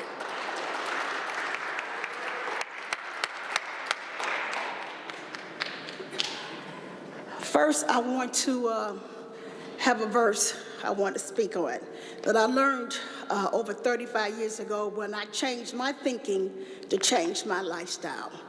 Psalms 27, verse 1. The Lord is my life and my salvation. Whom shall I fear? The Lord is the strength of my life. Whom shall I be afraid? And from this day forth, when I ran a campaign for 10 months, along with my foot soldiers who's out in the audience, which is Robert Cricky, Kenya Gray, Janae Hambrick. They're my foot soldiers that helped me, along with other foot soldiers who couldn't be here tonight because we were limited, for them to come. That journey brought me here today to be the first councilwoman in over 40-some years for Ward 4. Thank you. So I am humbled and blessed to stand here with 16 other councils that I have met over the years who have given me support to understand what we need to do in Ward 4. Along with our elected president, Blaine Griffin, and my colleague, council, Ward 6, our mayor, Justin Bibb, who I met at the RTA board meeting, per se, and that's how we engage and build our relationship, so he understands me, okay? We work in the community together with RTA. So I am a community activist.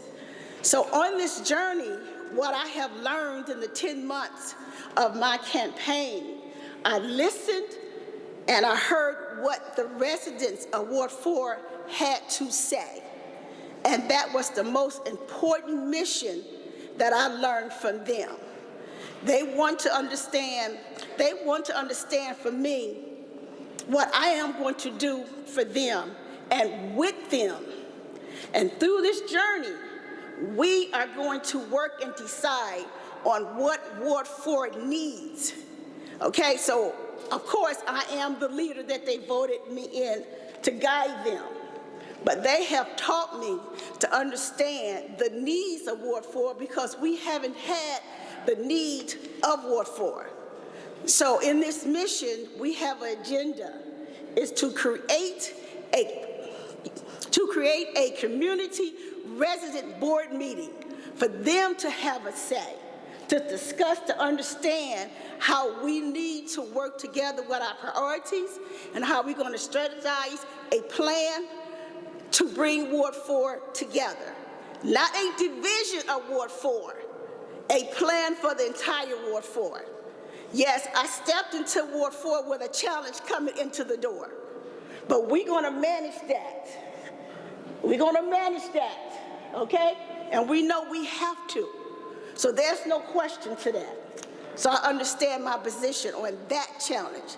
But moving forward, we also going to have dedicated precinct members that we already then engage to build a relationship, to have a meeting with them to understand their position, to help me to build their neighborhoods, their precinct by streets, so we can work together and bond together to understand how we can work with our president council and our mayor to bring Ward 4 together. And then thirdly, we're going to have a ward club meeting starting, if not this month, because I got a whole lot of retreat going on with President Council right now, so I don't know how much energy I'm going to have for that.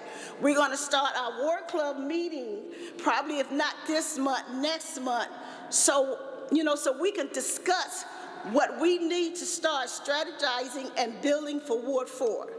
So I want to let you guys understand, in my journey, I walked the entire Ward 4. Nobody was left behind. I met everybody, from Shaker to Woodland to Mount Pleasant to Cleveland Buckeye. I went around the entire Ward 4, met people I have never met, but I listened and I heard them. And I walked with them. I knocked on their doors and I followed up. And as I finished my walk from November 2nd and won this election, and I'm still so humble and blessed, I am so grateful that I have this opportunity to work with council, and my people in Ward 4. And I say my people because I'm their neighbor, I'm a homeowner, and I'm a resident. And we all as one now, and that's how they made me feel. But as I walked and I finished my campaign, and I rested, and after I rested, I started having this this sensation in my thigh.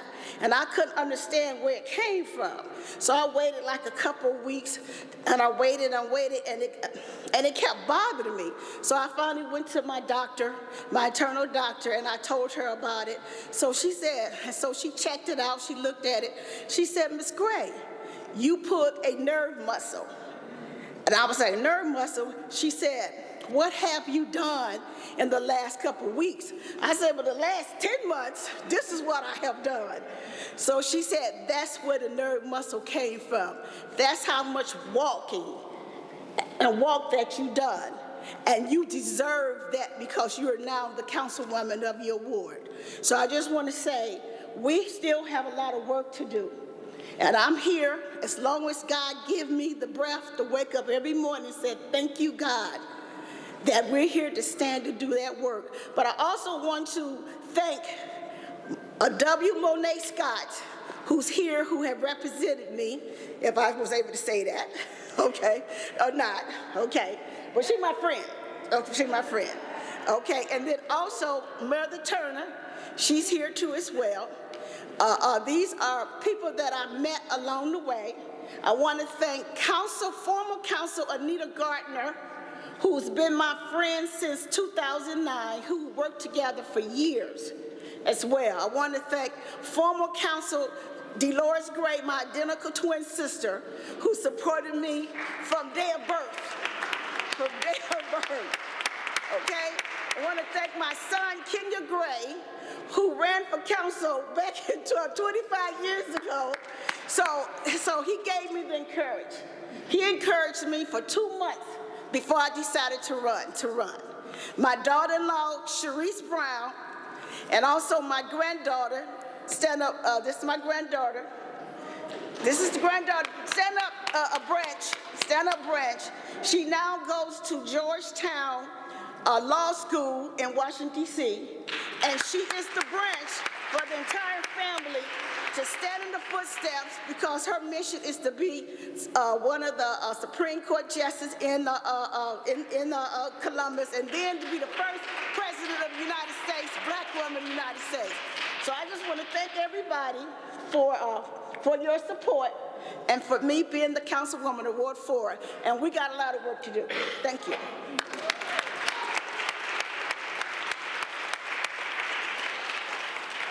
Thank you, Councilwoman Gray. Appreciate you. Next up, we have Councilman Chris Harsh from Ward 13, followed by Stephanie House, Ward 7. Chris Harsh, you have the floor.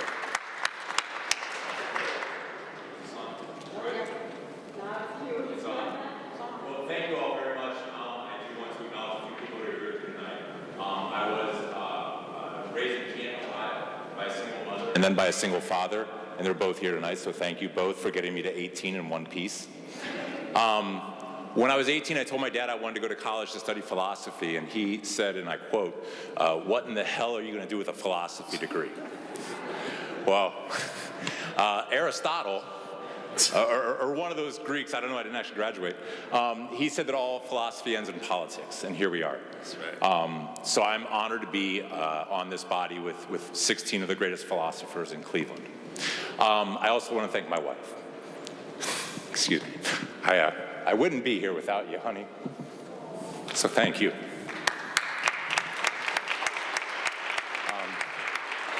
I also want to thank the people of Ward 13. Which camera are we in? Which people of Ward 13?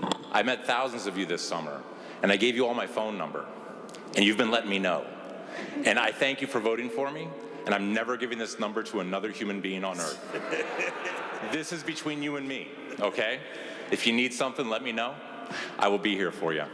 Council President Griffin, Mayor Bibb, it's an honor. I look forward to working with you in our hard days ahead. There will be some, but I'm here for it. Thank you.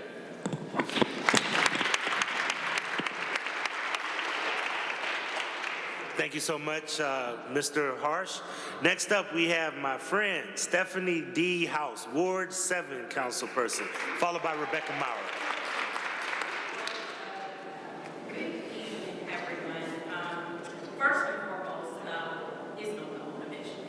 Talk with it and talk through it. But first and foremost, I just have to thank God, because God show out, y'all. I got to just tell y'all a story. I'm going to tell y'all a little story. So it was 25 years ago. I was a freshman at Florida A&M University. Shout out to our HBCUs. I was in a freshman orientation class at National Society of Black Engineers, and they asked us to write down your goals, right? And one of those goals was to be the Cleveland City Council person. Now, if anybody knows this story, a lot of people know me, oh yeah, she's a state rep, but a lot of people don't realize that this was my 4th time running for Cleveland City Council. I ran in 2005, 2008, 2013, and 2021. And so just looking at that, one of the things I know is that sometimes a loss just means not right now, right? See, if I didn't lose back in 2008 after I got appointed, then I would not have the experience and the breadth that I have to truly understand policy. And the Ohio General Assembly is going to cause us some havoc. So I hope all of us are prepared to do what is necessary to be the voice for the people in the city of Cleveland to get what we truly deserve. Because I can tell you, based on what we get, we're not getting our fair share. And we're going to have to fight like heck, Mr. Mayor, to get our fair share. Council President, we are going to fight like heck. Because when you look at the productivity of the city of Cleveland, we are giving Columbus plenty of dollars, but it's not coming back. And we're going to have to do everything in our power to get our money back so that we can invest in our people. I have to thank the people of Ward 7. Thank you for your prayers. Thank you for voting for me. Thank you for loving on me. Like, I'm just so happy. Like, I'm really about to live in my dream, and I'm thankful. Oh, I gotta thank my mama. What's up, Annie L. King? Thank you to my mama. She staying safe in COVID and all that type of stuff. I want to thank. In politics, you need a faithful 5. And I'm one of those individuals who, I don't make decisions right away. I'm always Johnny come lately. But when I make a decision, I'm like, we're going to do this. And so like it was like 3 weeks before the filing deadline, and I was like, we gonna do this, you know, because it's hard, you know what I'm saying, when you hear third time's a charm, and going to put yourself out there, it's just like, I don't want to go through that again, you know what I'm saying, you just don't want to be rejected like that, but I am grateful to my Aunt Mary, Clark, Billy, Juanita, aka Kime, and Alana for being my faithful five initially, and then there were so many more people along the way, and there's too many people for me to shout out.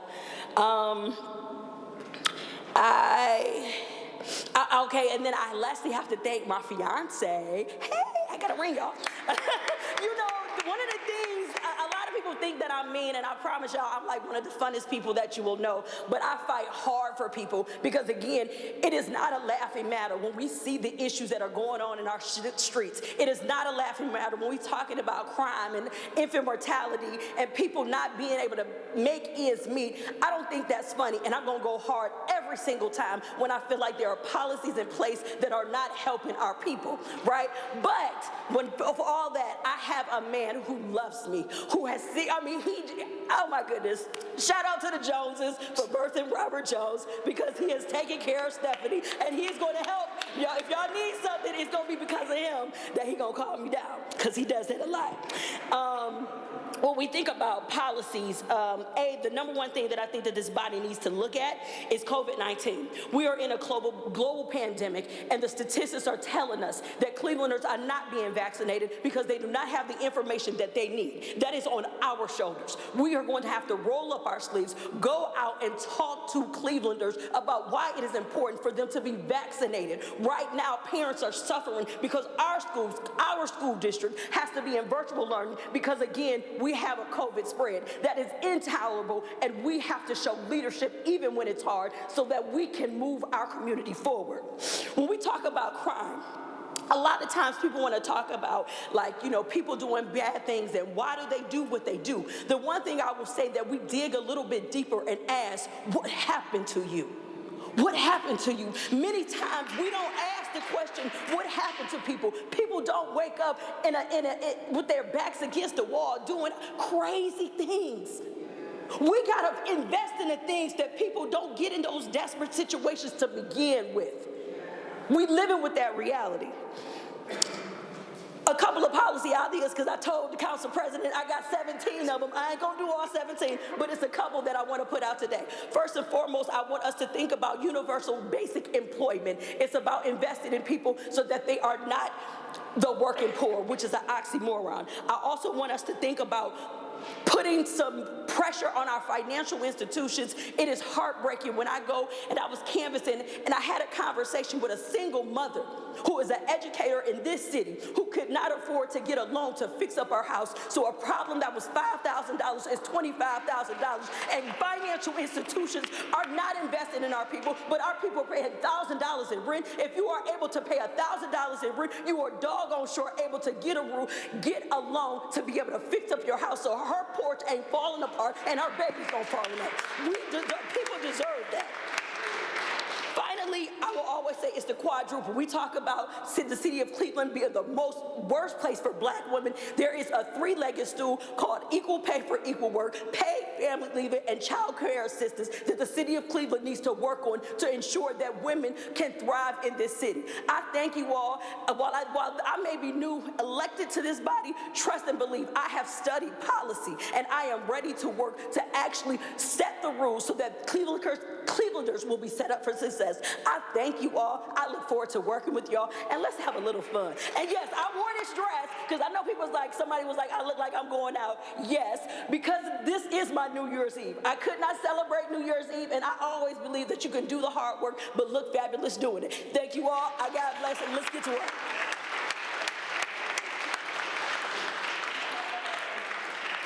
Thank you, Councilwoman House. Next up, we have Councilwoman Rebecca Moore, Ward 12, followed by our anchor leg, Richard Starr, Ward 5. Rebecca Moore, you have the floor. Thank you. I knew when I saw the alphabet, I knew it was going to be tough following Rep. House, but oh my gosh. Good evening. It is truly the honor of my lifetime to represent the city of Cleveland and the residents of Ward 4. Residents of Ward 4, oh my gosh, look at me. I've been talking more over there. what you get when you handwrite your speech, you know? And the residents of Ward 12.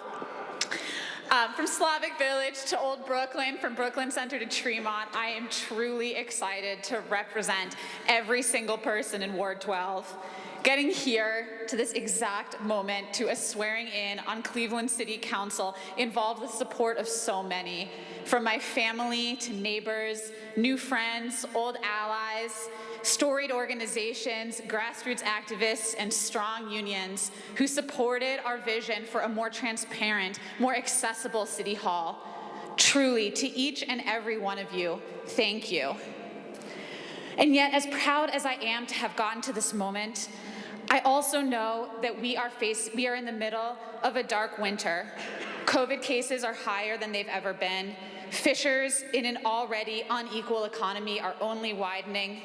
EMS workers and hospital workers pushed past their breaking point, schools and businesses on edge, at a time when we continue to struggle to meet basic needs around safety, health, and housing. And yet, even as we stare into that dark winter, we are equipped with better tools than we have had in many years. New energy and new ideas at City Hall, hundreds of millions of dollars in federal relief money, even our renewed connection between residents and City Hall. They say that dark winters are followed by bright springs, but that implies the inevitability that comes with the changing of the seasons. I do believe there's a bright spring, but it is a path that we must fight for, a path that we must choose every day. I know something about paths like that because the path to get here, to this swearing in, was a path I fought for, a path that I chose. I think back to when I was 19 and a worker on a tenants' rights hotline taught me how to write my very first demand letter and helped me get the heat turned on in my apartment building, setting me on the path to going to law school. I think to my time at Legal Aid, representing moms whose children had been poisoned by lead, realizing that the city had not done everything it could to protect our children. And I think back to moments in this room when I've been in the back of this incredible hall, fighting as a resident for a cold weather plan for our neighbors experiencing homelessness, fighting for the right to public comment. Those moments made me choose the path to take me from the back of this room to the front. And now from the front of the room, I'm thinking about the work ahead. And I keep coming back over and over again to the story of Linda Ann Eastman. Linda Ann Eastman was the first woman to run a major library system anywhere in the country, and she ran it right here in Cleveland. I also call her a Ward 12 resident because she's now buried in Riverside Cemetery in Ward 12's Brooklyn Center neighborhood. But perhaps most importantly for tonight, Linda Ann Eastman was at the library during one of the most contentious fights of the 1890s, whether or not to let patrons browse the books at the Cleveland Public Library. See, up until then, books were kept behind high counters, and you had to fill out a slip of paper to get the book that you requested. Many librarians found the idea of so-called open shelves horrifying, convinced it would lead to anarchy and theft. But Linda Ann Eastman and the rest of the library's leadership believed otherwise. They believed that if you trusted the patrons with the books, the patrons would trust the library more, and that mutual respect would help everybody. In the end, Cleveland became the first library system in the country to implement open shelving, and Linda Ann Eastman became the first editor of a library bulletin called The Open Shelf, sold for a penny apiece to Clevelanders. The experiment was a huge success. Today, you or I could not imagine going on a trip to the library without a chance to browse the shelves. To us, it feels like it should always have been done that way. And this story has been on my mind because it is exactly the challenge we face at this moment on Cleveland City Council. We need to dig into the work that builds the trust between residents and local government, that builds the mutual respect that comes from recognizing, empowering, and prioritizing our communities. I truly believe that by working with my fellow members of council and the incoming administration, we can change the face of Cleveland so that Clevelanders 100 years from now will look back and think, of course, it should always have been done this way. But the path to get there is a path made of choices, choices that will be before this body. They'll be before this body in the next 100 days when we have an immediate chance to pass renter and worker protections. They will be before us in the next 4 years as we fight to make city services more accessible and more reliable. And they'll be before us in the next 10, 20, 30 years as we fight to tackle generational challenges like lead poisoning and persistent racial inequality. There is a path forward for Cleveland, but it's one we must choose. And we will only succeed at this work if we do it together. Thank you.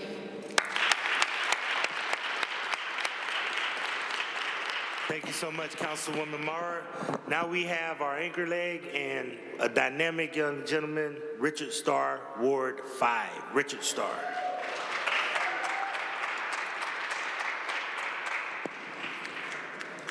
Council President, I promise I'm gonna be good tonight. I promise. How y'all doing? First, I would like to thank my Lord and Savior, Jesus Christ, for blessing me with the opportunity to be here tonight. I want to thank Mr. Justin Bibb for becoming our new mayor. Thank you, Council President Blaine Griffin, for serving as our council president now. And on behalf of my colleague, I wanted to make sure I thank County Councilwoman Meredith Turner for coming here today.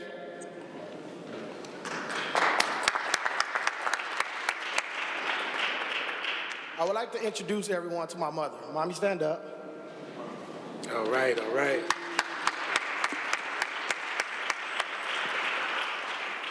Mommy, you have sacrificed so much for your kids. People counted you out when you became pregnant with your second oldest baby, which is me.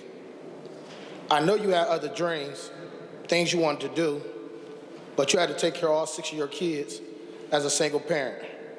My fire and my fight come from you.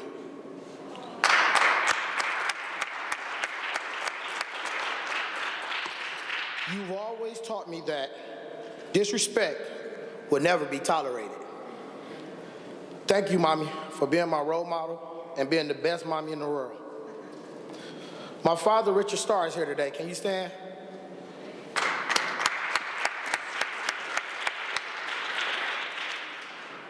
My father spent most of my life in jail, but people often forget that you should never judge a book by its cover. My father has been on his own since he was a teenager when his mother died. Due to that, he got into the streets and tried to do whatever he could to provide for his family. My passion, drive, sense of humor, and work ethic are things that I inherited from you. Father, I am so glad that you are home, and I want you to know that I am proud of you, old man. To my siblings and family, which consists of a slate of aunts, uncles, cousins, I know that I have been steady on the go year after year. Still, I want you all to know that I'm just following God's plan. And I ask you to have patience because everything starts with faith and good work ethic, which are my tools for success. I have to say this. Ward 5, we did it. But now it's time to get back to work. For the residents in Cleveland who do not believe in democracy, I urge you to stay engaged, continue educating yourself and your community on politics, and make sure you hold all elected officials accountable for our actions. For Cleveland to grow our democracy, we must listen and pay attention to our residents. We must ensure that our residents are a part of their communities by engaging them just like we do when it's time for our election. I want you all to know that doing the same thing over and over and expecting different results is insanity at Rhinestone. We need everyone in our city to start voting because change begins at home, not in Washington, D.C. I want to thank you, everyone who has helped make this day a reality. To my campaign team, I know we had to deal with the lies, the hate mail, and the false allegations at times, but friends of Richard H. Starr, they never lost faith. Once again, I thank my entire campaign team. There's so many different volunteers, donors, that it would be here all night. I ain't trying to do like Councilman Kevin Bishop did in 2018. I'm gonna be good. Thank you to my support team, such as Mike Hardaway, Latia Taylor, Bridget, Donna Butler, Melvin Burke, Howard Little, Frederica, Walter, Cassandra, and Uncle Charles Taylor. You have been with me when times were rough and will be with me when things are great. To my Boys and Girls Club family, I want to thank you for helping raise me. I was 8 years old. Even in big boardrooms, the advice and lessons taught in after-school programs are used today. Thank you, Boys and Girls Club, for all your hard work. Thank you, Ron Soder, Shelly Johnson, Chris West, Sandra Del Valle, and others for me believing in me when others doubted me because I was a kid from the projects. To the youth that called me Mr. Rich, Unc, Pops, I want you all to know that we can do anything we wish to no matter where we come from. We are judges, politicians, lawyers, CEOs, athletes. And in this city, if you can make it here, you can make it anywhere.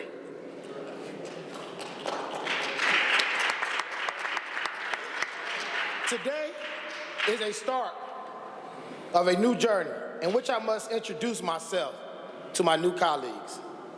I was born and raised in King Kennedy Projects. Being raised in the projects was a community within our city where only the strong survive.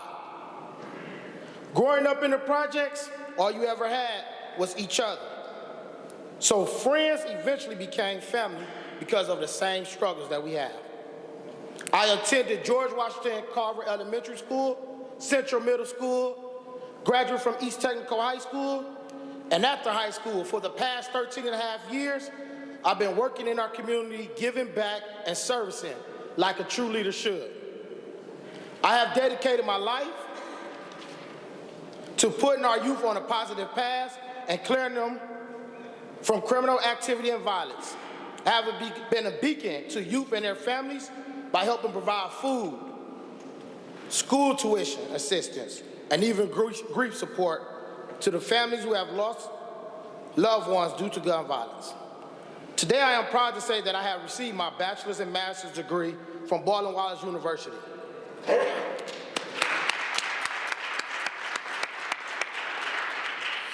As someone who grew up in a central neighborhood, I understand that most problems stem from poverty and lack of education.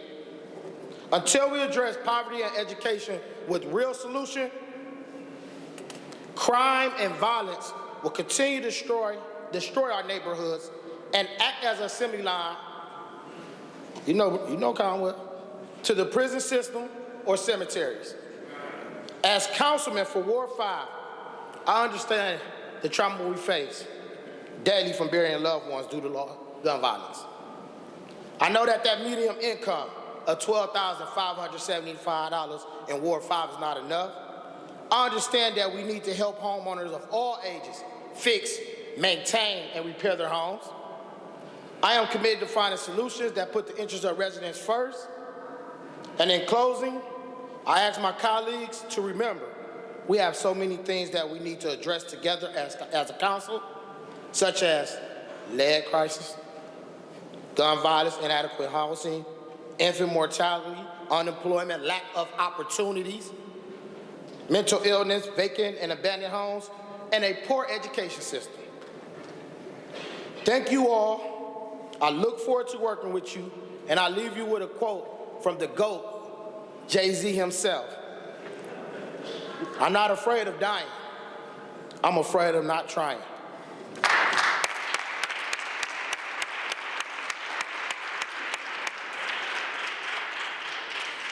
Thank you so much to everybody on council. Before I make a couple of announcements, I am going to allow to hold out any condolences. Does any council member have any condolences? Please hold out any condolences. Councilman Slife. Yes, for Officer Shane Bartek. And also for Jody Towsley. All right. Thank you. Councilman Polisic. For Mrs. Jenny Jessic, and Mr. Chairman, I would ask respectfully that all members be added to the officers' condolence. Thank you. If you don't mind, Councilman Slife, we'd like that all council be added to the condolence for Officer Bartek. Thank you. Councilman Brian Casey. Let's hold out a number, Mr. Clerk, for Mr. John Lavelle and Mr. Joe Isabella. Thank you. Thank you. Councilman Kevin Conwell. Need two numbers, Mr. President. One for Glenville coach Tony Fox, and the other one is for Mr. Ulysses Allen. Thank you. Got it. Councilman Brian Mooney.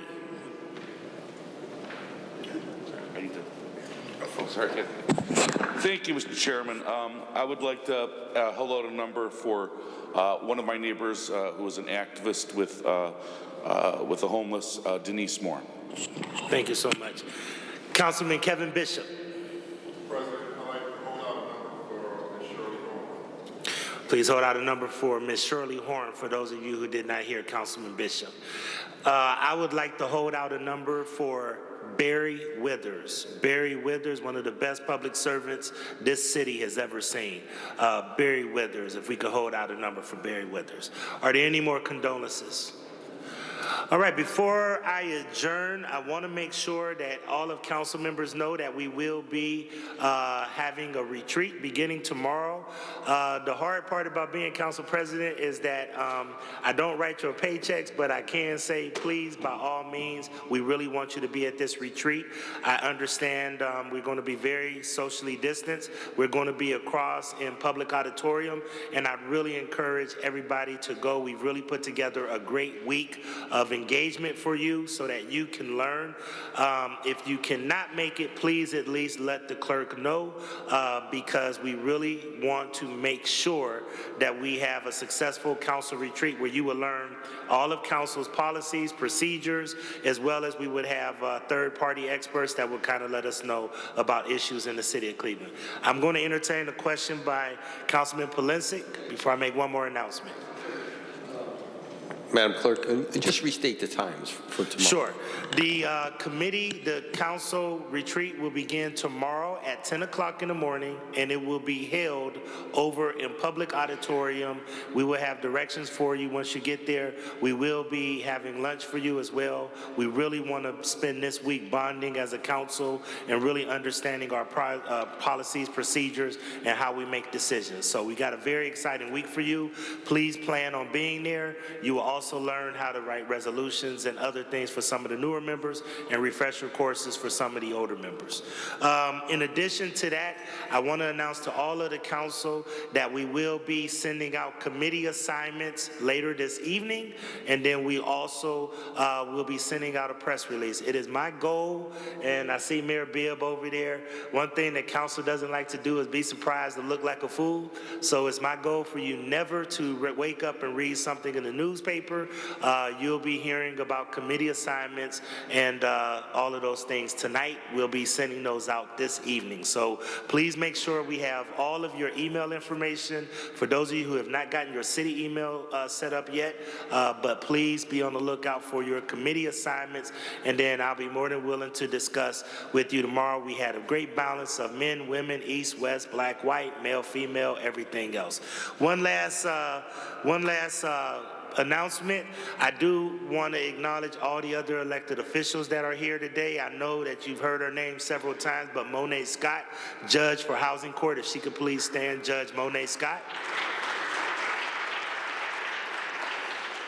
We're going to give Judge Scott a thing here because she actually is here more than any judge. So we're going to make sure she works closely with us. So we appreciate Judge Scott.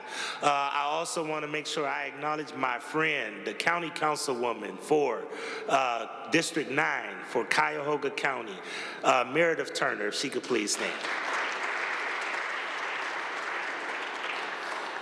And then Kevin Conwell is not the only elected official in the Conwell House on Ashbury. We also have a dynamic county councilwoman. She is my county councilwoman, councilwoman for Ward 7, Yvonne Conwell. I also want to make sure I thank Congresswoman Brown and also Mayor Bibb for coming and joining us today. We look forward to working with us. It's a new day in Cleveland, sir, and ma'am, and I look forward to working with you all. In closing, ladies and gentlemen, it's time to govern. This meeting of council is adjourned.